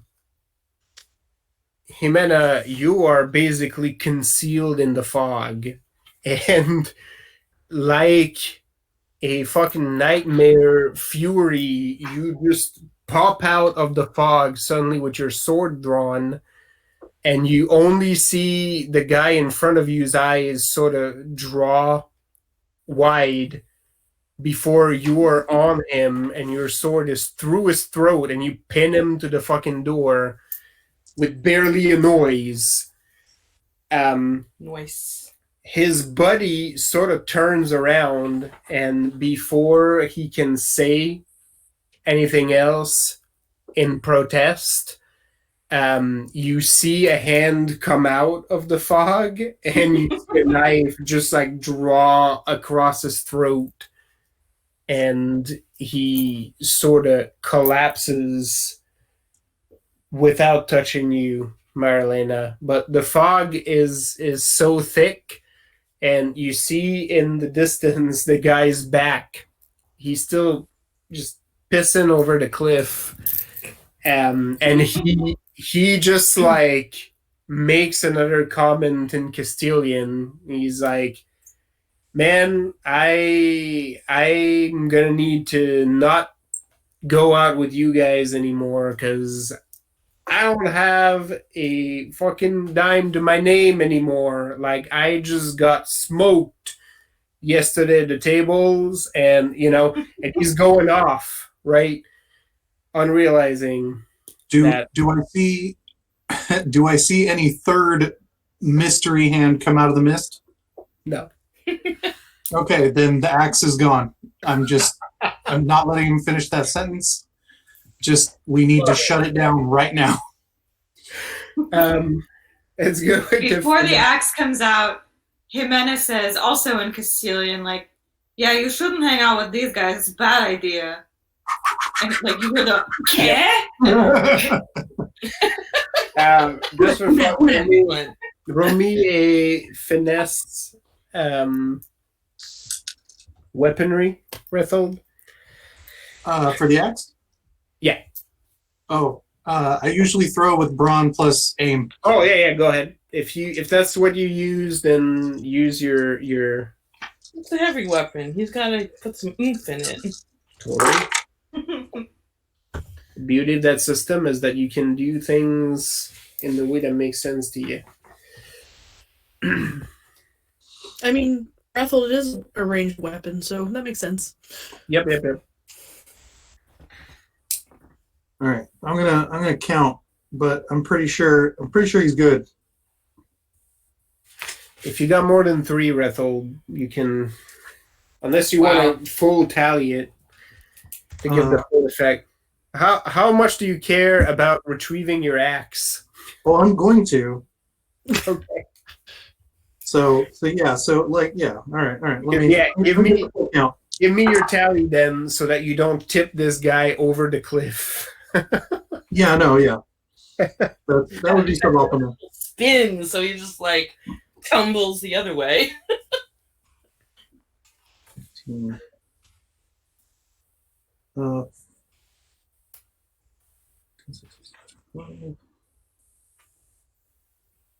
16. Have I alerted my other people in my warehouse? What's that? Have I alerted the other people in my warehouse? No, you have not. You descend upon this man. Whatever he was carrying is sort of unpleasant to land on. Lots of sharp edges, but that's fine. You sort of roll with him, and you plant both of your knives basically like between his shoulders and his neck, which pins him to the ground and just prevents him from yelling anything as his throat just fills with blood. You just put your hand on his mouth, and you've done this in the past. So you're like, you wait a few seconds and Move on. it's done, right? Yeah. At which point you sort of swing a bloody knife over the crate, and you hear Tasha and your sister sort of climbing over to where you are, and you sort of land to the ground. You get an appreciative nod from Natasha, like there's a silent "good work," right? Your sister is more like she sort of looks at it and is trying not to step into the pool of blood that is starting to grow, and sort of is taking position as you start to hear more of the people up ahead. Jenna's going to take the minute to look at Veronica and say, "This is war. This is what it looks like." She sort of pauses and looks at the dead dude for a second and is like, "Yeah, I get it. I understand." Okay. And then let's go. How much was that, Rethold? So that was 9. Damn, Repple. Yeah, There you go. I'm finally using my preferred weapon. You have controlled this throw. Like you're like you do this move from war movies where people like throw like shoot a grenade launcher by sound, right? Like they're just like, yep, right about here, and you pop this guy right in the spine. Somehow your ear triangulates from the Castilian, the stream of his pissing. You're like, I know where this man is. And I like how I'm using brawn, but I know how much pressure to put into it to break his spinal cord without popping him off the cliff. Yep, basically, Jimena, you say I'm just Mjolniring this thing where you throw the axe and it just comes back to you. That's what I was thinking, like a boomerang, even though it's not a boomerang. right? It just goes pop and then comes right back. With 9 though, like it basically, Jimena, you drop your line. You're like, hey, you shouldn't hang out with these guys. And you hear something whoosh through the air almost at the same time as you hear the stream interrupt. And then, it changes tenor as it moves. yep, you hear an impact sound, and the axe basically pops him right in the back of the neck, like right at the base of his skull. And his head sort of slumps forward and he falls backwards into the little path with the axe still buried in him. So now you have 3 dead people, a gate, and a whole lot of silence still. Do we see Zhenya's door? Yeah, it's below you, but you can see it in the rock. I mean, is this gate locked or? I mean, if you try it, it Fuck is. the gate. Gate squeak. Like I'll even be like, All right, I'll point down at Zhenya's door. All right. Genia, you hear ahead in Castilian.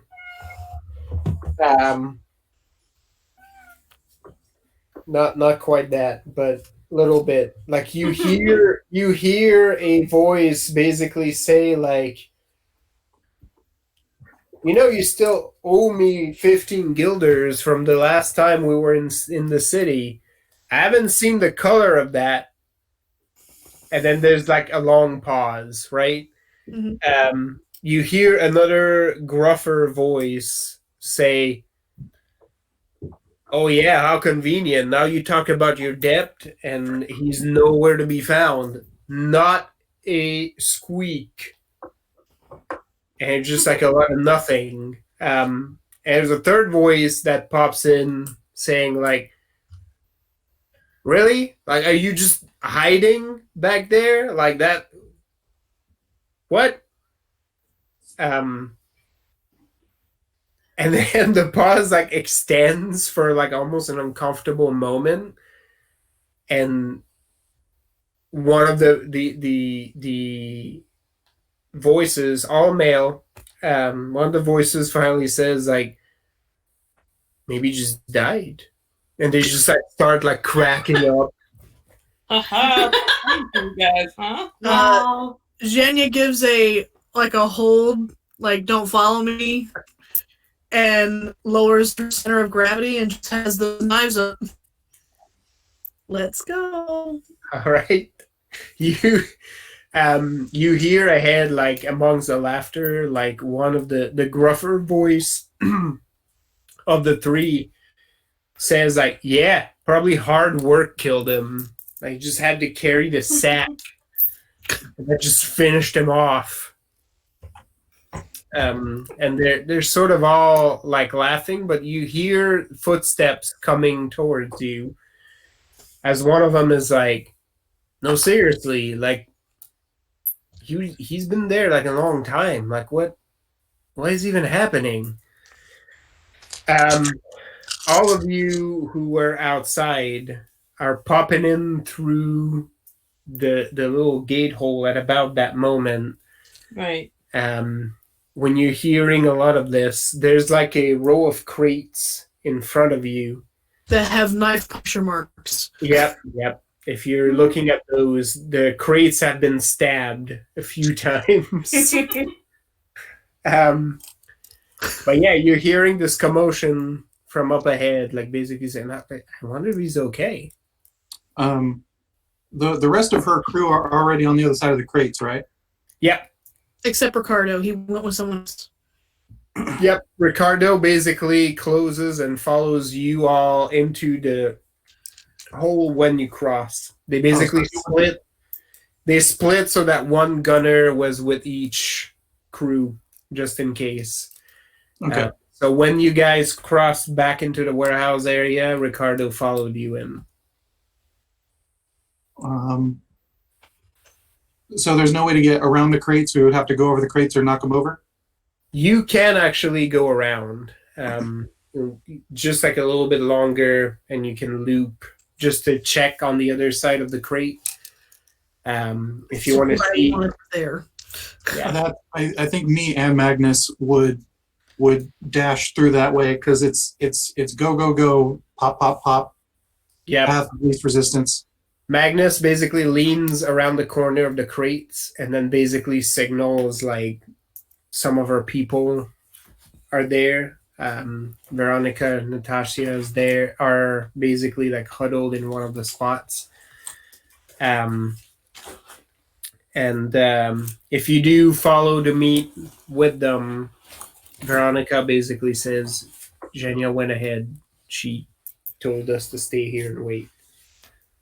I'm like wiggling fingers in do we, how many do we have a count? You get like a and then like I'm sure me and Magnus at the same time just bolt forward because that's 3 on 3. Yep. That's no fun. Zhenya, sorry, we're not here for fun. Yes. You're approaching, and you're sort of hopping from crate spot to sort of stay hidden.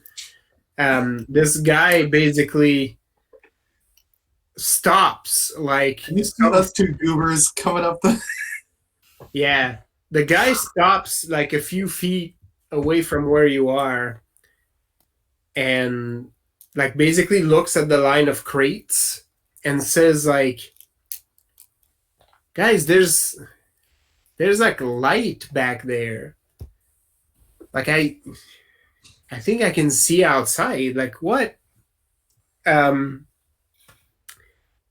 Zhenya, as you get ready to approach, you suddenly get flanked by Asuran Famous last words. man meat. Oh, best. What is this? A Yeah. Surin sandwich? Like Well, it's the the bread Vestin, and the filling. the Vestin Magnus is right by you, and he's like, I wouldn't have missed this for the world. This is my Apparently- tray. Find your own. I thought we were supposed to share. You had everything up top. I don't know. As fun as this is, I don't know why it's happening because this is go. Yeah. We're supposed to still go in. Jenny just shrugs her shoulders and just dive this dude. All right. Roll me Brawn Brawl. So I'm still trying to figure out what this looks like. So we were up there, and then we went down 2 landings, back to the bottom, going through this hole. There were crates in front of us. We go around the crates, and then there's 3 guys. Yep. Think of an inside warehouse area. This is like a natural cavern. It's big enough that a ship can actually pull through here near the water. But I've actually seen the map, so I know where to go next. Yep. There's a stair that basically leads to that spot that's on the other side of that gate you were at earlier. All right. Yeah, because I'm basically gonna just slip past that and keep going. Yeah, so is Jimena, because she is the gate or door, or what is it? There's a door there. Would it be locked or would it be unlocked? The outside door or the one inside the warehouse? The one, because if we're already inside, just the door that's there, or whatever's at the top of the stairs. You basically would have to saddle up to it and try it out for this one. This is not an outside gate. Like, this is sort of like the secret dock area, so there's less, especially if there's people down here, there's probably less of a probability from it being locked than the back gate that sort of leads into the courtyard. So you feel there's a decent chance this one is probably unlocked. Jen, you got 7. How much do you get, Lisa? 7? Oh yeah. You bear smother this guy. Similar story.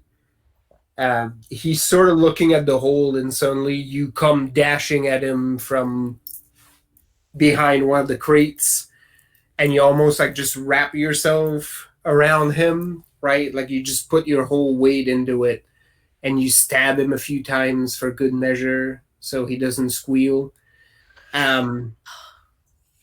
There's 2 more past him, and at that point, the moment you bolted from behind the crate, Magnus is basically at a trot, just like rushing through. He actually pats you like on the back while he passes you, and guns for like the other 2 folks. It's like baton passing. Yep. Yeah, as I I knew she had that one handled, so like as soon as I get sight of the other 2, each of them's getting a separate axe. Perfect. Yeah. So if the axes don't drop them, then me and Magnus can help finish them up.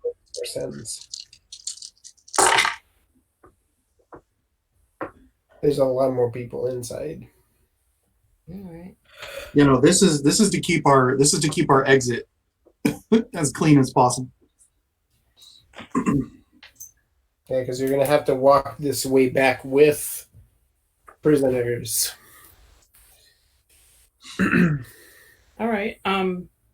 Wait. What did Jimena end up doing? Actually, because I think she's going up to the door, leading into the courtyard. Okay, then I'm gonna stay with her. Yep, the 2 of you climb up. Rethel, do your roll for the axes. Yep. So I think what I do will depend on what happens with this gate.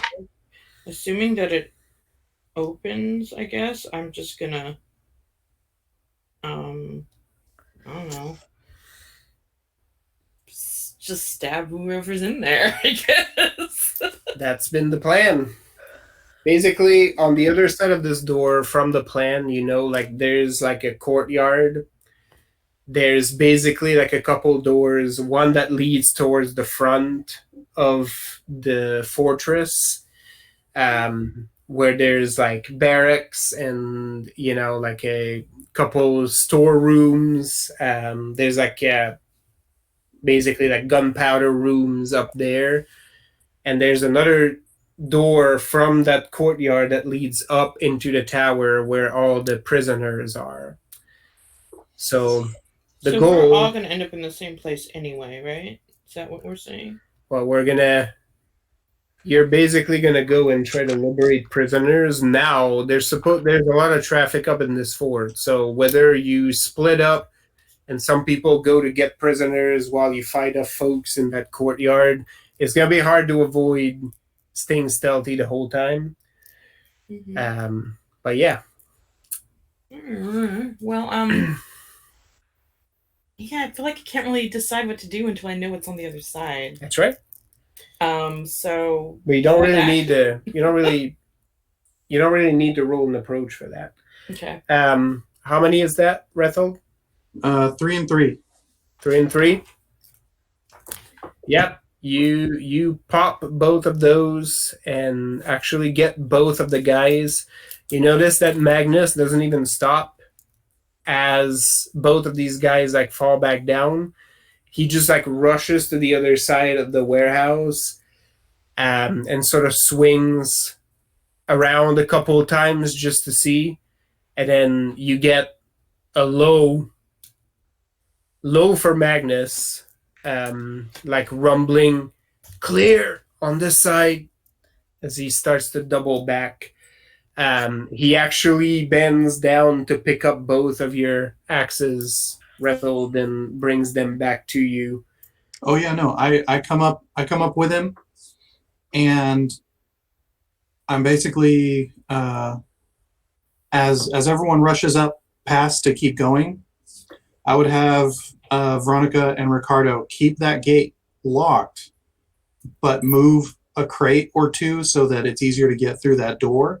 So that way anyone we have is funneling through that door, because if anyone tries to come through, they'll try and get through the locked gate. So we have that to our advantage. I'm like so confused now. Which door are we talking about? The opening.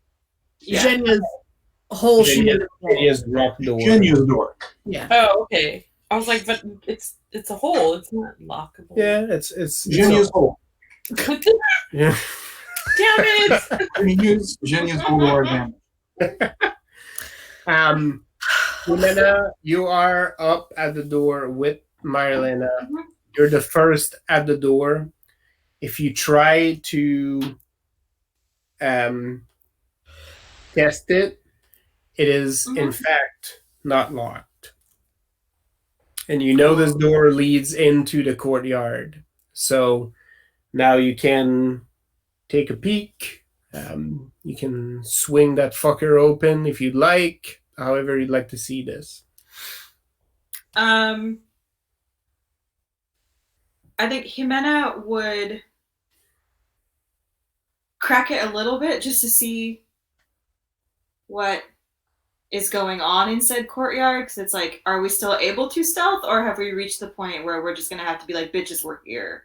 Well, Jimena, a part of you is actually almost glad at this, because you're like, yeah, I don't think we can stealth through here anymore.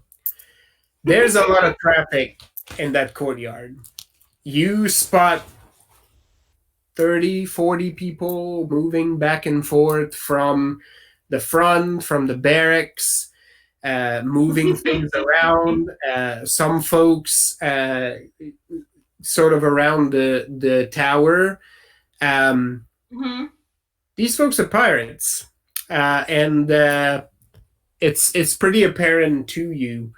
There's a flag in the middle of that courtyard. And you can try to roll me something. You have experience with pirates and the Brotherhood, so you might be able to identify what it is. There's people here who are clearly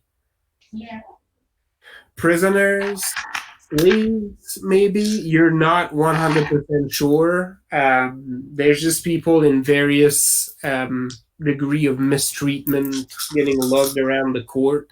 But this looks lively. Well, I know what I want to do now. I want to use one of my new things. Okay. Because I want to get a feel for what's going on here. Like my aim is basically, of all the people here, who would be the best person to take down first? Okay. Who actually deserves it a little bit? I mean, I don't want to kill somebody who's like a prisoner. So I guess I'm kind of going both like a little bit of intent and like I want to find that one domino and stab that domino. Okay. Jimena, do you communicate what you find on the other side of the door, or? I mean, yeah. So what Jimena's plan, now that she sees that there's so many people here, is to pop one of her, because she has smoke bombs in here. They're not just floaty. And just fucking roll it out into the courtyard. It'd be like, it's like, yeah, there's too many people. It's time to just go for it. So, in line with that, I would love for us to basically fling the door open and let our two sharpshooters take a crack. So that way, as yours disperses, it'll put up that much more of a screen right after we take two out, and then we can move in. Honestly, it's good. Also, it'll take me some time, anyways, to figure this out. Mm-hmm. Do you need a large distracting animal to run through? I'm going to give you a bit of a freebie on this, because if you try to sense anything about these folks, the sort of prisoners, slaves, what have you, like give like an immediate aura of misery. There's a lot of bad juju in this courtyard. These are not good people. Like that's just like the impression you get. Like you don't even need to refine. These are just profiteers. Don't be Pippa and be looking at all the true believers. It's rough, man. If you wanted to get a sense of who deserves it in there, you're like, let's kill all these fuckers. Like every one of them, even the miserable ones. No, these folks are not here by choice. If you can rescue those people, it would be a kindness. But is that your identification role, Megan? No, that was me raising my hand to tell you what my identification role is. Gotcha. I got 3 wits plus warfare. Okay. Mm-hmm. To know what the pirate battle flag is. Yeah. These are the golden tusks. They're not good. They're not good folks. They're raiders in a way that makes Vestan raiders like just spit, right? They're backstabbers, they're slavers, they're, anywhere that there's a profit. They broke off with the Brotherhood of the Coast some years ago in a well-known spat because they don't ascribe to the whole, freedom, brotherhood, that other pirates groups. They don't follow the code. No, and for a fact that this is the crew that now works with the Inquisition. Like, there's political prisoners here. These are not who you want holding prisoners. Like that they're probably selling some of them. It's not a good scene. So after she takes a peek outside and sees the flag, she very quietly closes the door again, turns around, is just like, yeah, we kill everyone. These are bad pirates. I think there's too many. We just kill them all. We're past being stealthy. I agree. And then she opens the door again and then just rolls the smoke bomb out. Perfect.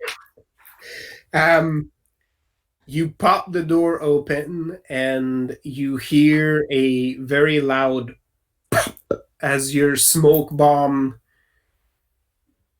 comes off and smoke fills the air, and it takes a couple of seconds as little cries of disbelief sort of pop out, and then you hear like, there's smoke, there's fire, right? Like, and you hear like shouting from the courtyard.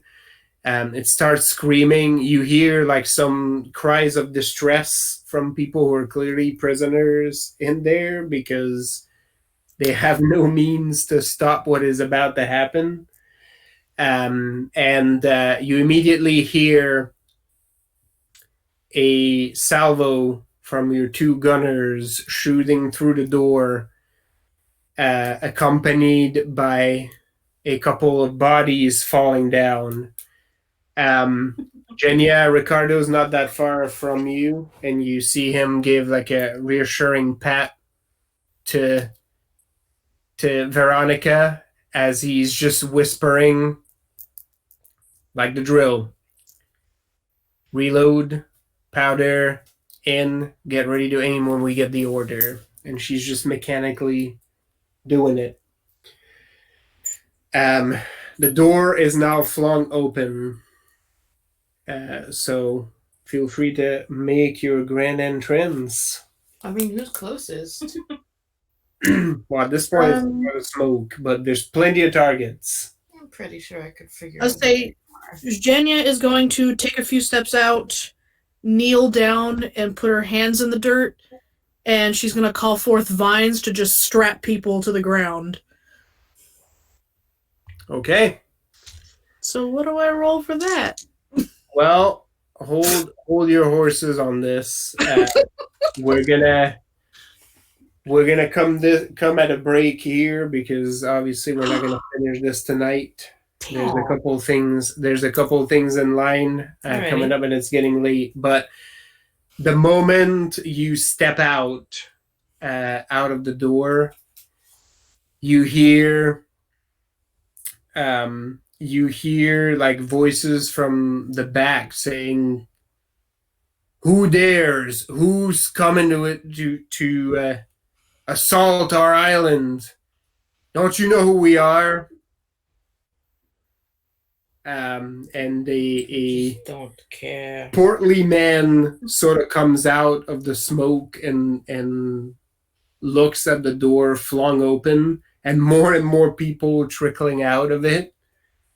And he sort of looks in disbelief, and he's like, "Who are you lot?" Do we have a name? Oh no! I would just be screaming at that point, like just Cry. just fucking raiding war cries, like me and Magnus just Feel free. I think Genya comes out with "Your Undertakers." All right, so you Undertakers, a lot of And yelling. then vines. Yep. Shit. I mean, I don't really have area effect things, which is why I was kind of like, I want to just like stab one of the more important people. Well, the portly man is pretty important, or looks important in that courtyard. So if that's what you're looking for, Yeah, I want to like, if I can get to him, I'm gonna Black Widow, just yep. basically before I That's do the that. I'm point gonna of my vines is I'm gonna just make everyone so they can't move, so you guys can just go. Write this down, Lisa, so that we can use that as your opening move I'm gonna next I'm session. gonna curse him first and then stab him. Okay. Yeah. Curse and stab. It's like a bend and Jimena is snap. actually. I know we're stopping, but Jimena is actually going to break off and just go towards the tower door to get into where the prisoners Okay. are. Oh yeah, there is your undertakers as vines are gonna start to come off of the ground. The two Vestin holler in fury as you start to descend.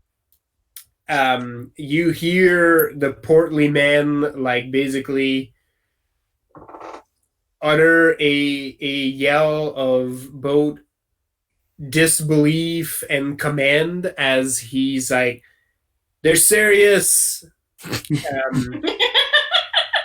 You hear from the tower screams as prisoners hear the commotion below. As you approach the tower, Jimena, the tower it seems almost to come alive as people inside start to yell, There's a fight! Somebody's coming! Help us!" You start to hear like people from all over the tower start to holler and yell. And Oh man, this is a great time for Yvonne to come back because like suddenly it's just like people dropping, just like no Wow. one knows why. It's gonna be great. part of it too. We'll But have which boat was she in? who knows? Does even Doesn't mean matter. Yeah, They don't- He was on the Sable Wren the whole time. Never Right. matter. It's Yeah. never matter. She comes from the Emerald Isles. You're not quite sure she's not some kind of fish person. Like